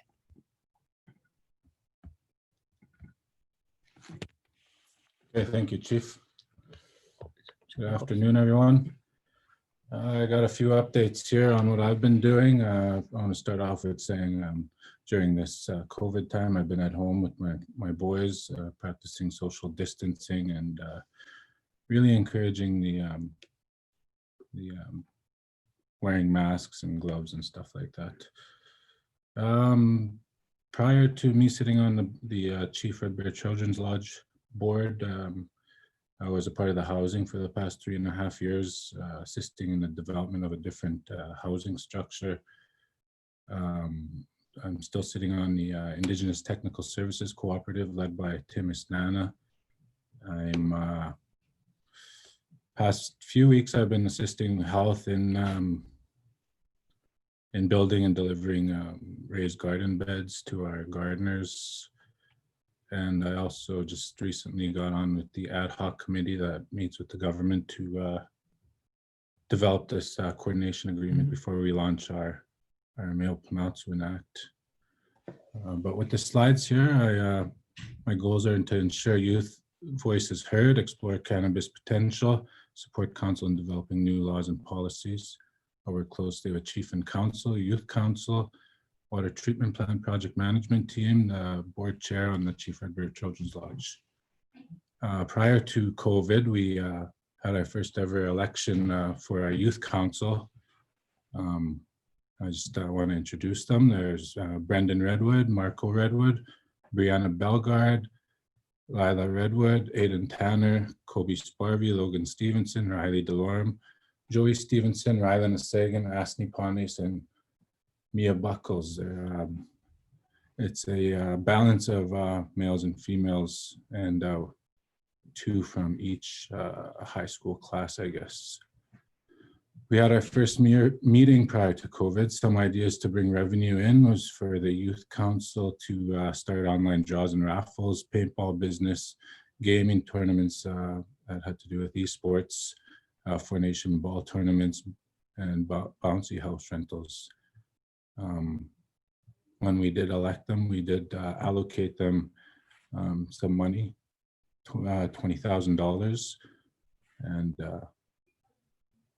they will be hopefully implementing these ideas once the restrictions relax. Some activities for the community youth are cadets, leadership programming, after school programming for boys and girls of the elementary, sports camps, outings for students of the month at CCEC. Okay. I sit on the prevention committee. I'm a past member prior to being on council. Myrna Delorme, Florence Sparvey, Tiffany Boyd, Emily Watson, Barry Sparvey, Randy Lara, Natasha Isaac, and Pat Sparvey is a co-chair to that committee. The prevention committee transitioned from YTC CFS to Cowessess First Nation, and they're in place to support our prevention and resources director. Yeah. I also sit as a chairperson to the Green Roots Retail. That's exploring the cannabis potential. The board consists of Dr. Kathleen Thompson, Gillis Valley, John Hopkins, and myself. This is on hold till we determine the funding and where it'll be more financially beneficial to set up a shop or a dispensary, I guess. Risk is high without a permit in the urban centers, in addition to the market being diluted in these urban centers. We'll determine after the COVID restrictions are lifted. Very good, Councillor. I just had a couple. So the prevention committee that you chair, so it's made up of housing, health, youth, prevention, and so you help Janine, the acting director. Can you explain just maybe some of the things that you discuss in there in regards to making sure that families are supported in prevention? Yeah, prior to us leaving YTC CFS, we were involved in coming up with ideas to help families stay away from going into protection, at-risk families. Now we are just supporting the staff at the home, at the board, the Prevention and Resources Director, and just still shooting off ideas that will help families. Absolutely. My last question, Counselor, is you've always been passionate about youth, making sure that the youth voice is the youth voice is empowered. You have taken this idea into an actual reality. You got the youth council. You helped us get 20 grand for them to empower, and now they're trying to create their business. Why is it that you're so passionate about helping youth? Oh, just to see that you know, they stay in school. They have a lot of good, fresh ideas. Their ideas with this money that they got allocated was to be self-sufficient, to have a surplus at the end of the year, so they don't have to get allocated any money after the 2021 fiscal year. So they're hoping that they can just, like I say, be self-sufficient and go with their own money and what they bring in as revenue, and just money-making ideas and helping out the younger kids that aren't a part of the youth council. Absolutely. And just in conclusion, Counselor, if the people want to get a hold of you, your cell number, your email is public, and you're a very strong voice at the council. I just want to let people know that, you know, you're not one to dare us to try look at it a different way. And I just wanted to thank you for that. But if anybody wants to get in contact with you, your cell phone and email is public. Yeah, my cell phone is on our website. My Facebook page is public. You can contact me anytime, 24/7. Awesome. 24/7. Yeah. Man, a man who never sleeps. Thank you, Counselor. We'll Okay. be back here in a minute with another counselor.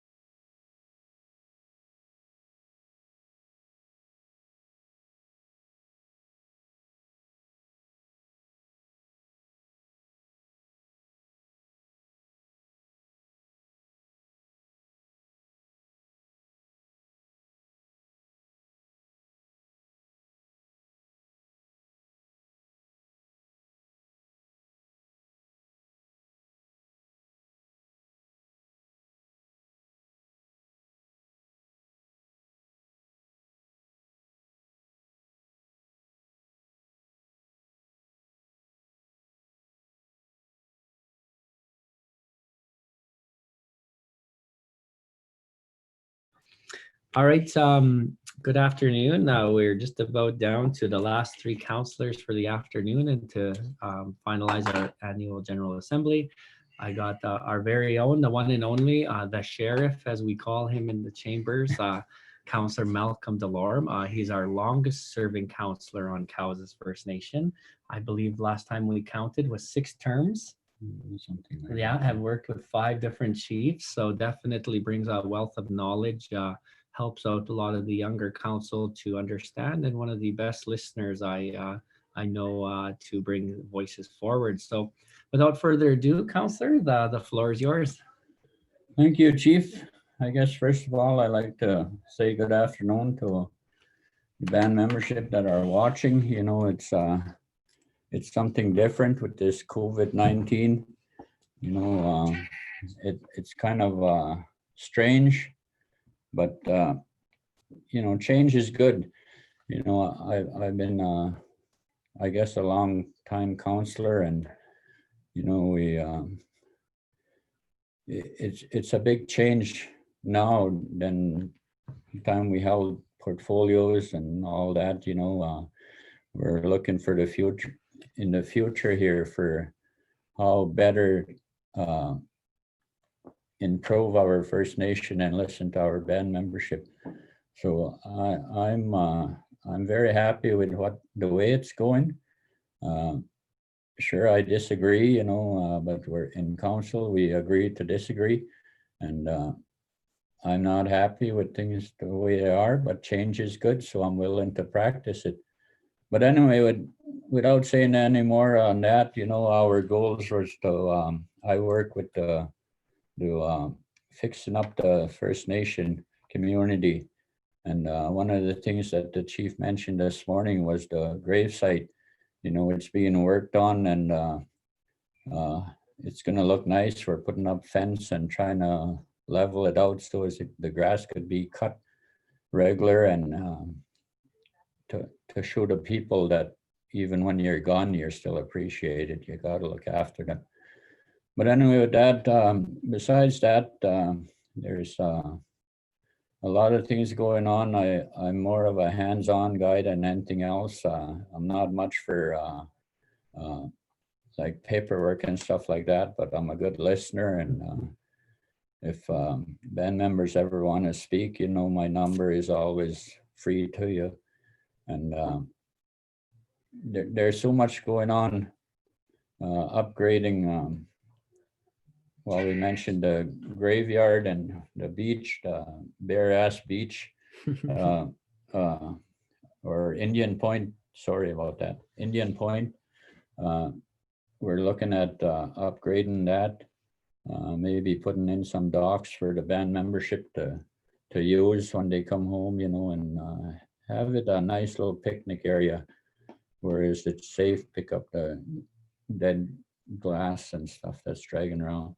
And other than that, you know, we purchased a lawnmower to look after the First Nation around the band office. This picture here is Serene Delorme, or Perkins, good little student from last year. He really knows the machine. But that's what I've been busy at. And with these signs, welcome to Cowessess First Nation. You know, I always joke around saying that's a 5-year project, but I always thought that was a joke, but it seems to be turning out that way. But I have one more sign to put up down at the mall there, and that'll be done. And we're gonna upgrade our numbers to the houses. We're gonna start from 1 to 200, and how many units do we have? 37. We're gonna start from 1 to 237, where it'll be just for to help the emergency response, the ambulance and the police to get to where they're going right away. Because right now we got a couple messed up units there where it's like, say, if you have in house 8, you might have house 8B, you know, and that don't work out. Whereas we had a situation where with one house and the top sub was It was 216 or something. 216 A. 216A on the top sub, and then 216 on the bottom, you know, so you get mixed up when it comes to where is the emergency vehicles going. So we're gonna straighten that out by renumbering the houses and be known more A's and B's. And another thing I work pretty close to is the security of the reserve. You know, I'm always there for when somebody calls me, or right now we have Charlie Delorme sort of taking the role in the security part, which is good, you know. He's a good worker. A little dark and ugly, but still a good worker. And things like that, we have to be prepared to help our First Nations here that live on Cowessess to be safe. And other than that, life is pretty good. And like I mentioned before, change is good. I'm a hard one to change. As you see, I always dress the same, so I don't change very often. But I respect the chief and the council I work with. The council, we have to agree, and disagree, and we have to be able to get up and shake hands after when the meeting's over, and we have to respect each other, and listen to each other's thoughts. So with that, it's a very great honor for me to represent the First Nation for so many years. And I'm a senior now, I'm 65. I'm a great grandfather now, life is good. So with that, I love you all, and I'll always be here for you. Hi. Absolutely. Thank you, Counselor. Sometimes in the generation of Malcolm, of yourself, I love you is a tough one to say. So to hear you say that, I want to tell one quick story, Malcolm, and I got two quick little questions. Malcolm and I went to the federal court one time to watch one of our cases, and you got to go through this metal detector. And so I went through it, and it was Malcolm's turn. And so Malcolm, being a man, very cool, has a lot of metal, went through it, and it beeped. So the security called him back, and Malcolm pulled out a flip knife out of his belt and put it on there, and went through a third time. It beeped again. Reached in his boot, third time, pulled out another knife, put it on, beeped the fourth time. Finally, that security looked at Val and just said, "Just go through." So a man of never a dull moment. Malcolm, you during COVID-19, you took a key role on behalf of council to work with the border security to make sure that we were safe. Maybe if you just share a little bit about thanking the security, and as well as you always had the radio ready to respond. Yes, so the security, border security, they're a bunch of great workers, girls, men, it didn't matter. We brought in the odd students in the end here, and they're doing their job. We had the security close for it's 24/7. We had 3 shifts, so that's a lot of employment for our band members. And it's all going good. And we're talking about tonight or today being the last day for our border security, but I think that'll be discussed Monday if it should keep on with the rumors that are going around, and so I really thank the people that put their name forward to be security. They looked after myself, and they looked after the band membership here to keep us COVID free. And mind you, Charlie kept giving me heck for leaving the house, but business goes on, and I ain't sick, and I cough a little bit, but that's from smoking. So I always say it's from smoking, but who knows? But we're keeping the band membership that work security are keeping their families safe. So you got to respect them. They're not there to be mean. They're not there to disrespect people. They're there to protect the band members that live on Cowessess and their families and their loved ones. So if we continue the security at the borders, please, I ask you to respect them, and hopefully COVID-19 doesn't show up on Cowessess. That's right. Hi. Just in closing, Counselor, that you are our most well-attended counselor, not only for council meetings, but for community events. And, that speaks volumes to showing us what leadership's supposed to do. So thank you for that. And so with that, we'll take a little break. We got 2 more counselors, Counselor Denise and Counselor Richard. So you'll hear from us in about 4 minutes.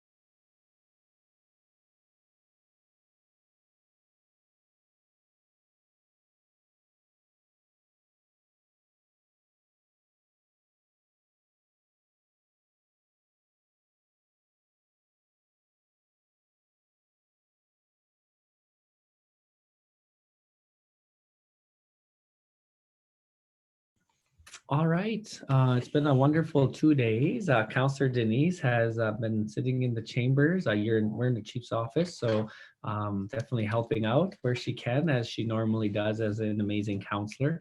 Councillor Denise is going to present from her council position. So without further ado, Councillor Denise. Thank you, Chief. So one of the roles that I have as a counselor is not only the Eagle Women Tribunal, but I am also the chairperson of the Nation Building. So Nation Building is held bi-weekly, and it's a day before the duly called, and it's usually after our finance and admin.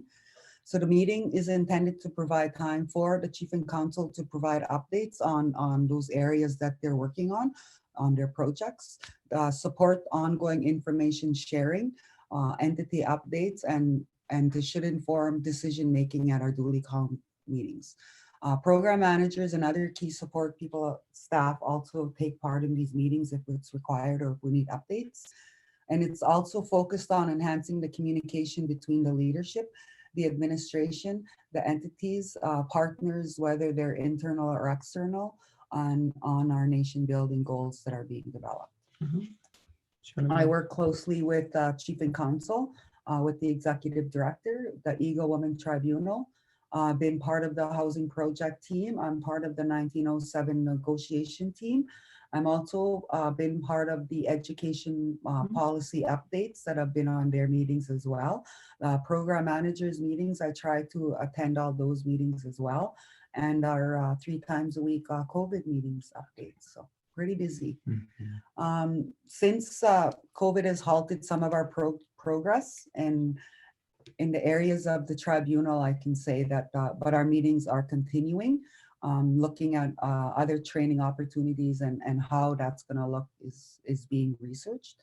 Assisting with development of the database of the monitoring stations.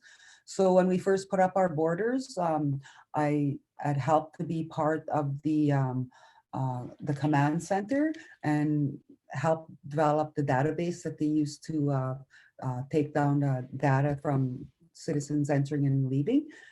I'm been too busy with other meetings, so I have to kind of give that one up, but I am part of the 3 times a week meetings on Zoom, and sometimes I show up in person. Continuing to work with other businesses on nations such as the Eagle Women Tribunal, again, the 1907 negotiations, our chief and council meetings, as well as finance and admin. Some of the governance that we have, you'll see the chart that's on there on empowering our laws. So some of the laws that we have for Cowessess right now is our constitution, which was ratified in 2019, and our Custom Election Act, which was ratified in 2018. Some agreements that we have is a band for trust agreement with TLE trust agreement and the TLE settlement agreement. The bylaws that we have right now are the zoning bylaw, the financial administration bylaw, the animal control bylaw, the hunting and trapping bylaw. Policies and procedures that we have are housing and infrastructure, the governance, chief and council governance, post-secondary support program, personnel policy, drug and alcohol policy, governance code of conduct, committee terms of reference, urban development department policy, TLE acquisition policy, and the trust policy. The plans that we have are our land use plan, our economic development land use plan, council strat plan, and the community plan. So with the nation building, with the updating of the policies and or the creation of any laws, this will be the area where they will come and do the reporting at the nation building, present their policy or procedure that needs to be updated, and then get it ratified at the council meetings. And these are all the laws, agreements, bylaws, policies that the Eagle Women Tribunal need to be familiar with. So these are some of the training sessions that we're going to be doing, is going over all of these policies. So we're familiar with those, and we help us to make our decisions should any disputes come forward. Absolutely. A lot, Denise. Oh, and I had some pictures there. Oh, did you have pictures? Hang on here. I took some pictures, and we're asked to do pictures. And I wanted to use the pictures that I have here So the first one is we have our border securities. I was able to get a good picture of Danica and her partner. The next one is the finance team. I wanted to show all 4 of those because they've been there consistently right since this began. They've been at work every day, doing what they need to do and going above and beyond. And we have Shelly and our receptionist there. I always get them mixed up. Being a twin, it's still hard for me to Me see too. who I am. So thanks to those staff. And the next slide there is our COVID update meetings of what it usually looks like 3 times a week. And I don't know if you can see in the back there, but a lot of Zoom calls. So with that, very proud to be a part of council. And challenges, they are there. Discussions are very good. But one thing that I want to point out is that my voice is heard at that council table. And it's important that our voice is being heard. I do talk to community members and citizens out there, so I try to encompass their voice as well too. So it has been a good year, and I look forward to the next 3 years and working with our community. Everybody stay safe and wash your hands. Thank you, Counselor. Absolutely a gem. This is Denise's first term as a counselor and has been working for Cowessess for 26 years. Am I aging you when I say About there, that? yeah. 26 years. Counselor, if you can share with us one, you've seen from an administration perspective and you've seen from a citizen perspective, just growing up, raising your kids, now your grandkids here. How is it sitting around sitting around the table as a counselor? If you can just maybe share, just for some who, don't realize the amount of pressure sometimes that it entails to lead your people in a good way. Maybe just share a little bit if you don't mind. The first year was very good learning experience coming from someone who's worked diligently at their jobs for 26 years, I guess, for Cowessess in different areas. Having to work on one project was good, but coming into council now, I have to look at about maybe 50 projects that I need to be informed on, and sometimes that's a challenge in itself, just to trying to get through all the information and be updated on what everyone is doing.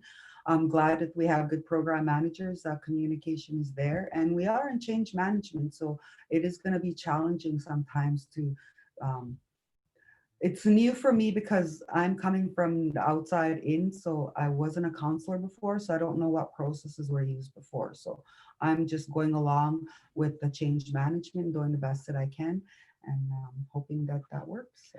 Absolutely, you're doing an amazing job, and as someone who sits around that table, your voice is always very influential. So keep up the good work. Thank you. We got one more counselor. Save the best for last. Counselor Richard. I believe he has the face for radio, but definitely not the legs anyway. Counselor Richard will be here you. with me in about 3 or 4 minutes.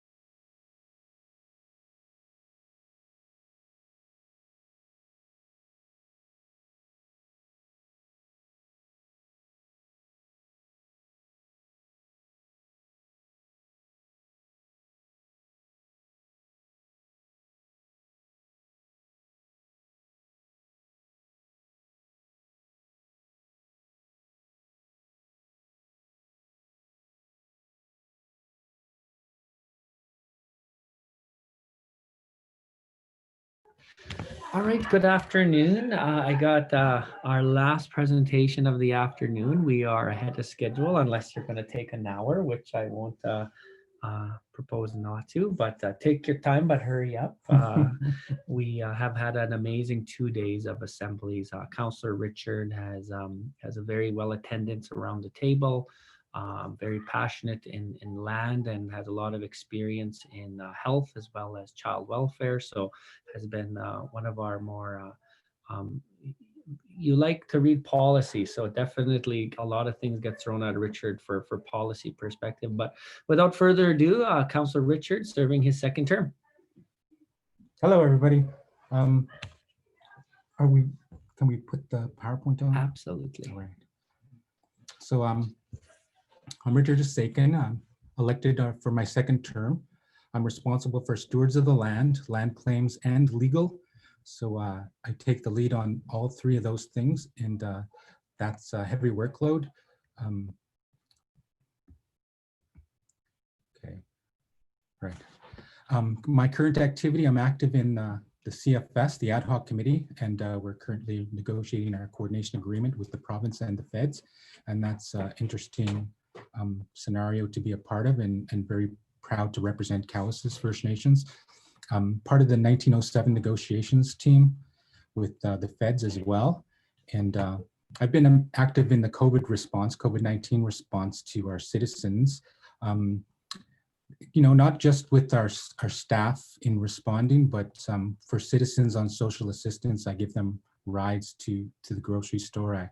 I pick up parts for other individuals. I get inboxes on you know, just clarifications on certain things that regarding the pandemic, and I'm happy to help when I can, but I'm a very busy individual. Just so you guys know that I applied for the Canada Energy Regulators Indigenous Advisory Committee, and I have an interview on Monday at 1 o'clock, just a pre-interview for that application. So that's some of the stuff that are currently active that I'm involved in. There are many other things that I'm on the go with. I'm responsible for stewards of the land, and that encompasses air, land, and water. And I'm responsible for the duty to consult and duty to accommodate. And what's inherent in that, even though that's very important and very vital, and we've seen on the news the Wet'suwet'en hereditary chiefs wanted to be a part of that for their nation to give consent. And that's where everything lies with regards to major projects like oil development or potash development is what I'd like to bring into a realm of consent, in which our community members can have a vote and a say whether they want to see a project go forward or not. Duty to consult, we're currently working on a control structure at Crooked Lake. That's the dam. Many of us grew up there fishing. We're still fishing out there. The dam's got to be replaced. It's disintegrating as we speak. They did shore it up. We're under negotiations to ensure that the dam is built adjacent to Cowessess land.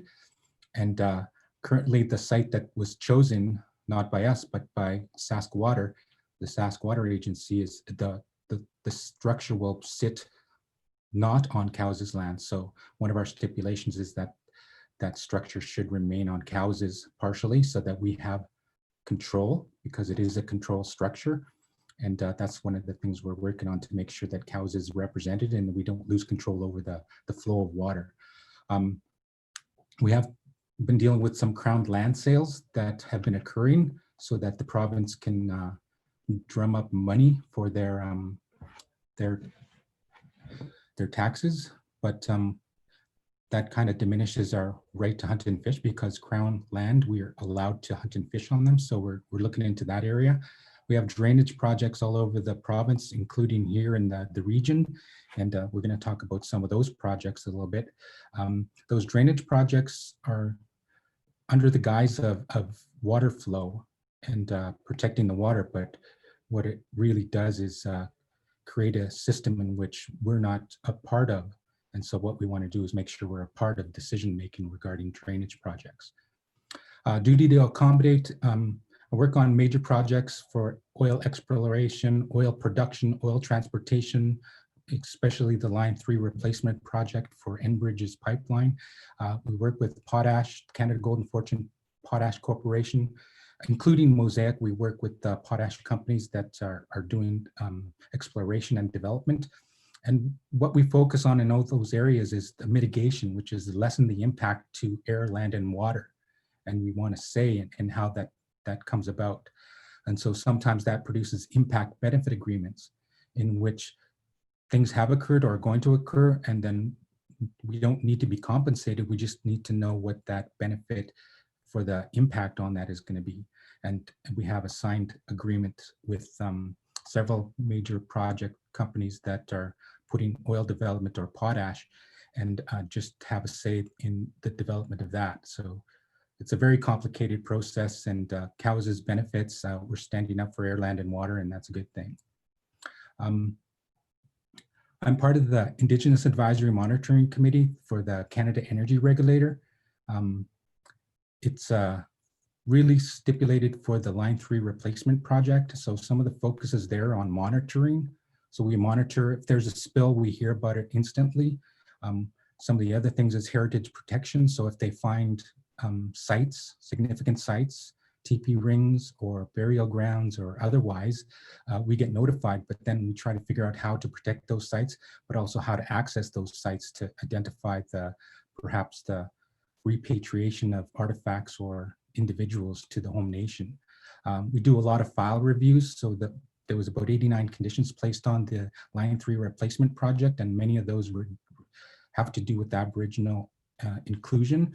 And so we just monitor those as well.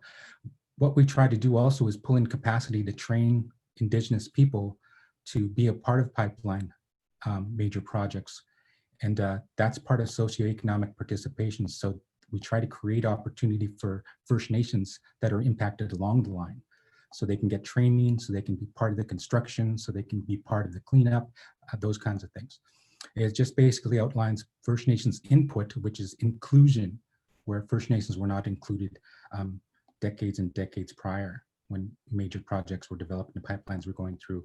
So what we end up doing at the bottom, at the end of every day is provide advice to government on how to operate, how to accommodate, and how to consult First Nations people. Part of the Capel Valley Water Protection Stewardship, it's a committee. We established a baseline study to monitor impacts to the quality of water in the Capel River area, and we created a website to communicate that. Due to COVID, it hasn't really been launched yet, but what we try to do also is to involve and inspire youth to water issues. So we try to educate. We've done some programs where some of our high school students and our staff went to Crooked Lake or the Capel River to do some testing and to do some activities, and hopefully they get inspired to become engineers in water quality.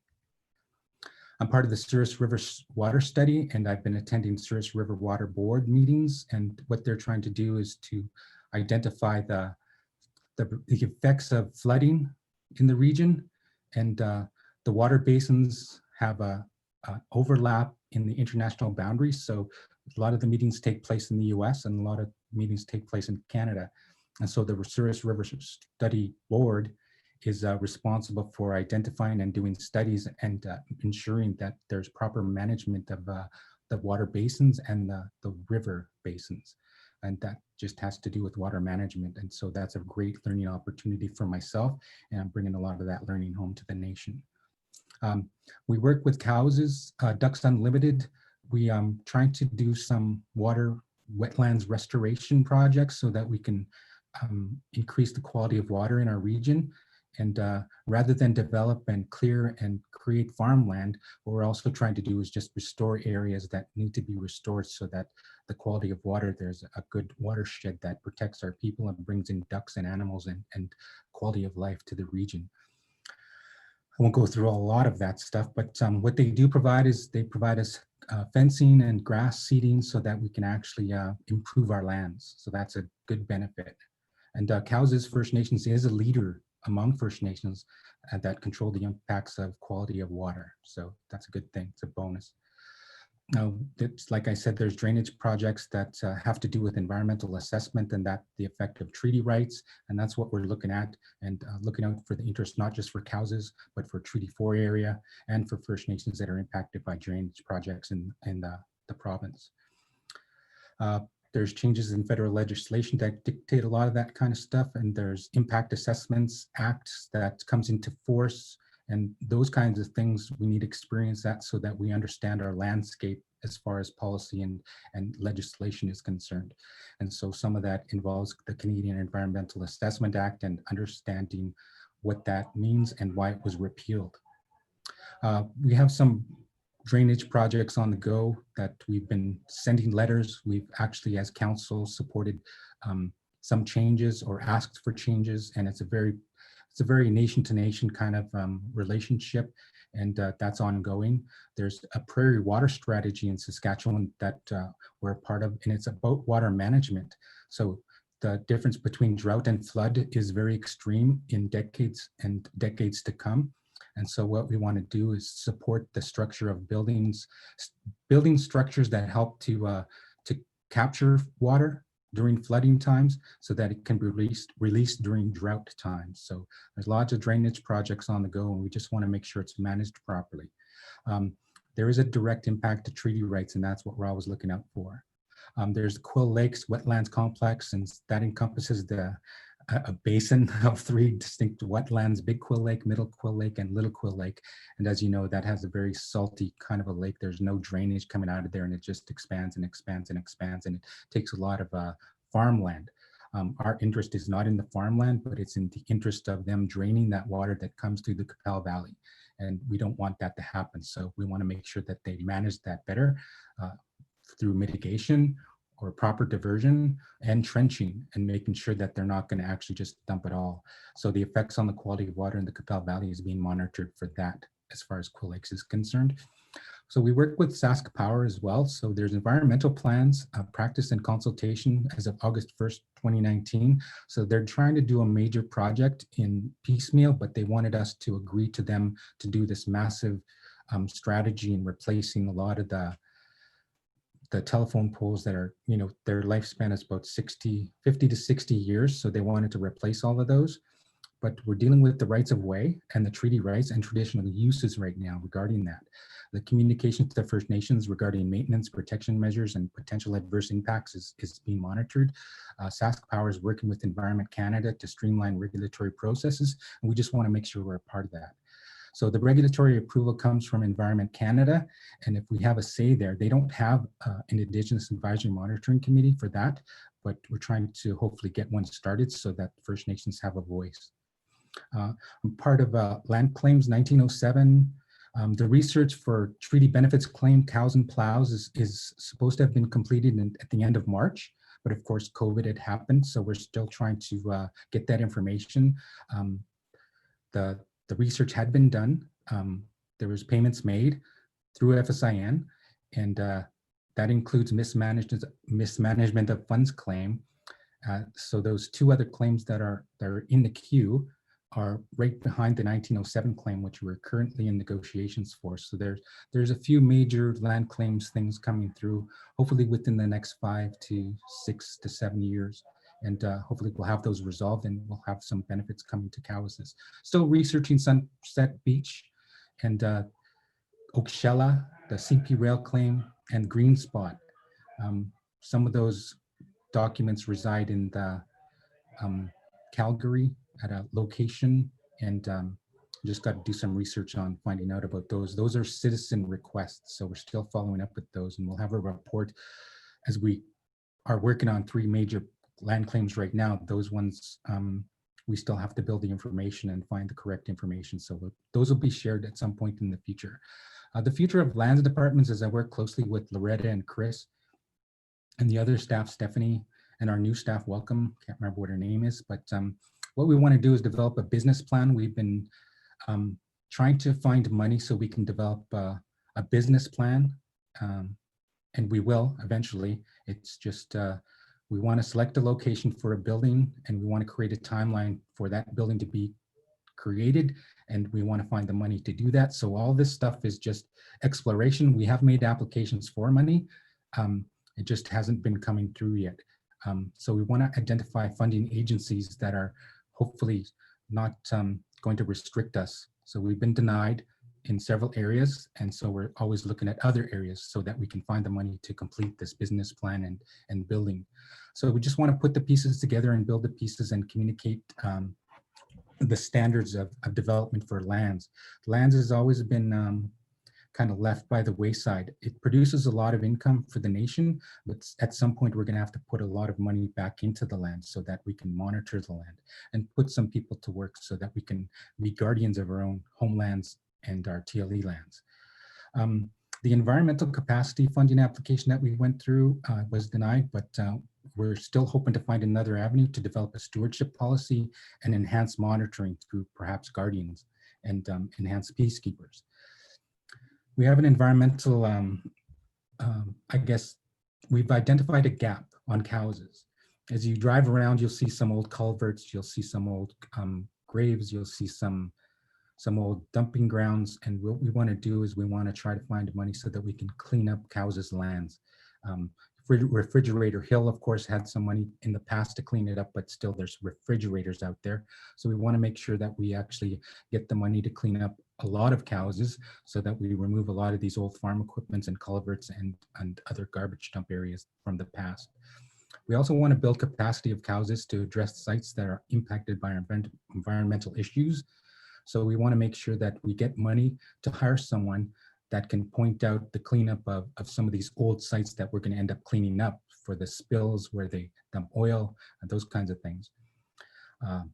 We have temporary staffing opportunities specific to cleanups, and that's what we want to create. We're working on it. We want to build capacity of our current staff with technical skills to interpret major project development initiatives so they understand what's going on with potash and oil development and pipeline development. We want our staff to be competent and adapt to file reviews and notice of major projects and National Energy Board hearing participations, that kind of stuff. And that's what Cowessess can be strong at in the future as we build towards that. So our lands office, I was hoping, it's a gap that's identified by citizens, is that we want to maintain relevant records so that everything's available. We want to house artifacts for display that people find out there and have in their homes and show. And we also want to have a place where we display historical photos alongside that. And we want to have a lot of display maps, historical and contemporary maps that we have.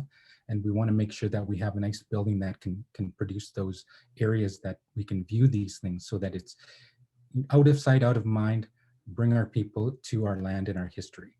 So our house equipment and supplies for environmental cleanup, we want a fenced yard. We want like a loader. We want all kinds of equipment, trailers, to clean up a lot of the steel and stuff like that that's hanging around, and also be hired out possibly by other nations to do the same thing if we can develop this. I want to provide adequate standalone central location for operations of the lands office. As we expand, we're going to need more space and we're going to need more staff. And our staff need to be properly compensated. We want to provide adequate number of staff to monitor and maintain all Cowessess land holdings. So that's the future of lands as identified by citizens.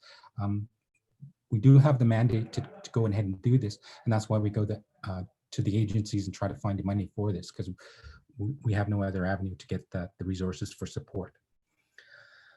I've developed a draft stewardship policy, and what I want to do is get an ad hoc committee to review and direct community engagement in this. And some of the money and agencies, funding agencies that we're looking at, I want to support this. So we want to draft adequate stewardship policy to deal with duty to consult and duty to accommodate. And that includes water sovereignty, and we want to adopt a stewardship policy. So that's our future. For mapping, we want to create a position within our lands department for a GIS technician within lands. The GIS technical mapping will help us identify our own sites on our home reserve, but also map out buffer zones where farmers cannot spray, and also perhaps identify areas that we can fence in to protect so that we'll be untouched for future generations. We want to provide GIS services to other nations to support our own development. So that's just something we can possibly do. Ongoing identification of those sites on Cowessess is just something that we do. Everybody knows about it. We're interviewing elders. We want to map all lands, TLE, fee simple, and home reserve, to make sure that we have a current record of what's going on regarding significant sites, sacred sites, and grave sites. What is our base of knowledge? We always want to know what our base of knowledge is. If you have a story, please share it with us. Do we have traditional land use studies? Yes, we do. We've been finding some of them, even though our past band offices have burnt down or agencies have moved to different places. We've lost a lot of those studies, but we're locating them. Do we have aerial photographs? Actually, we're starting to find, as we work with Ducks Unlimited, they're producing historical photographs. And those are some of the photographs that I want to share with the community in the lands office and blow them up into big poster size so people can see the land and its outlay from time. How have we handled duty to consult and duty to accommodate in the past? Is there a record of decisions? It hasn't been a continuous kind of record as of yet, but I want to establish a constant record so that we can always look back and see what we've done, so that the next council or the future councils and chiefs can look at that and understand what our reserve is all about regarding those consult and accommodate. Our landscapes, we have burials, we have homeland burial sites, we have random burial sites that have been lost and forgotten we want to identify. We have old wagon roads that we need to include on our mapping. That's why we want to do our GIS technical mapping. We have historical incidences, forest fires, floods, disease, smallpox. There was a lot of burials during the smallpox epidemic 100 years ago. And we want to identify those sites too and protect those sites because that's part of our history. And just want to thank you for listening to me today, and just lots of ongoing work. It's a pleasure and an honor to work for Cowessess, and I'm really interested in doing the nation work. And thank you very much. And if there's any questions, please send them along.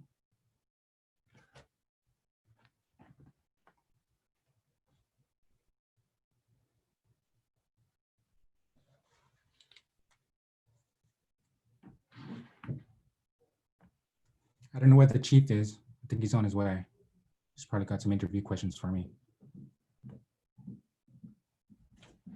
Great. That was quick. Let me close this up.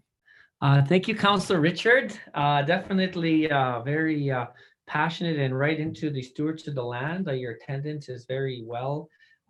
You've been spending a lot of time out in our untouched areas in the hobo lands and whatnot. Maybe share with everybody listening, just as a leader, that that's your kind of your downtime, but maybe share with us some interesting land that maybe we have to get out and appreciate a little more. Yeah, out in the hobo lands, there's all those offshoot valleys that everybody's aware of that are there. There's old wagon roads that I would love to develop because I follow them. Of course, I run into a lot of bears out there, and that's been becoming a problem in the last few years, is the population of bears. But there's so many beautiful places out there to see and be a part of. I would love to see the community out on the land more, enjoying the land more. I would love to build places out there where we can gather and just have gathering places, even specifically just for families and perhaps even for children and our youth to come and to learn and to be a part of the land and to enjoy the land that we have. It's very beautiful out there. And that's kind of some of the stuff that I see. We have elk, we have moose, we have bears, there's lynx, obviously. There's a cougar out there, and I think her name is Denise Peltier. Oops, sorry. Make me snort. Sorry about that. That was inappropriate. But yeah, the population of the animals, the wild animals out there, is getting bigger, but we have a lot of farmland, and so there's going to be a clash. What you see, they come at night and they knock down your garbage bins, and in one day I saw 12 different bears. So, and there's a mother out there with 5 cubs. There's a mother out there with 4 cubs just this year. So that's 9 new bears that are being produced. And we're going to end up seeing them next year in our community. It's very mental and emotional. We're laughing because Denise is laughing. We could hear there she's laughing at our comment. So anyways, Richard, very passionate. And Richard is, has a lot of interest in policy. So thank you, Richard, for all that you do for the nation. With that, I'm going to start my closing remarks. Thank you, Richard. I'm just going to go to the PowerPoint quickly. It's been an amazing 2 days. We definitely are trying to show our transparency. As you got to witness yourself, definitely council all don't agree on the end goal, but our end goal is to help our nation grow one day at a time. You can keep up with us on the social media. I show the 4 there. Our website at the bottom. And in conclusion, I just wanted to mention that we do have our first inaugural annual report that was brought out by led by Rhoda, and it includes all of our budgets and our numbers as well as stories. We will be producing our second annual report coming up in a couple months. And with that, on behalf of council, on behalf of the staff, thank you for 2 days of being with us. This Zoom is our first time. It went well. Thanks for the questions. Thank you, Denise, for doing the prayer both days. Stay safe.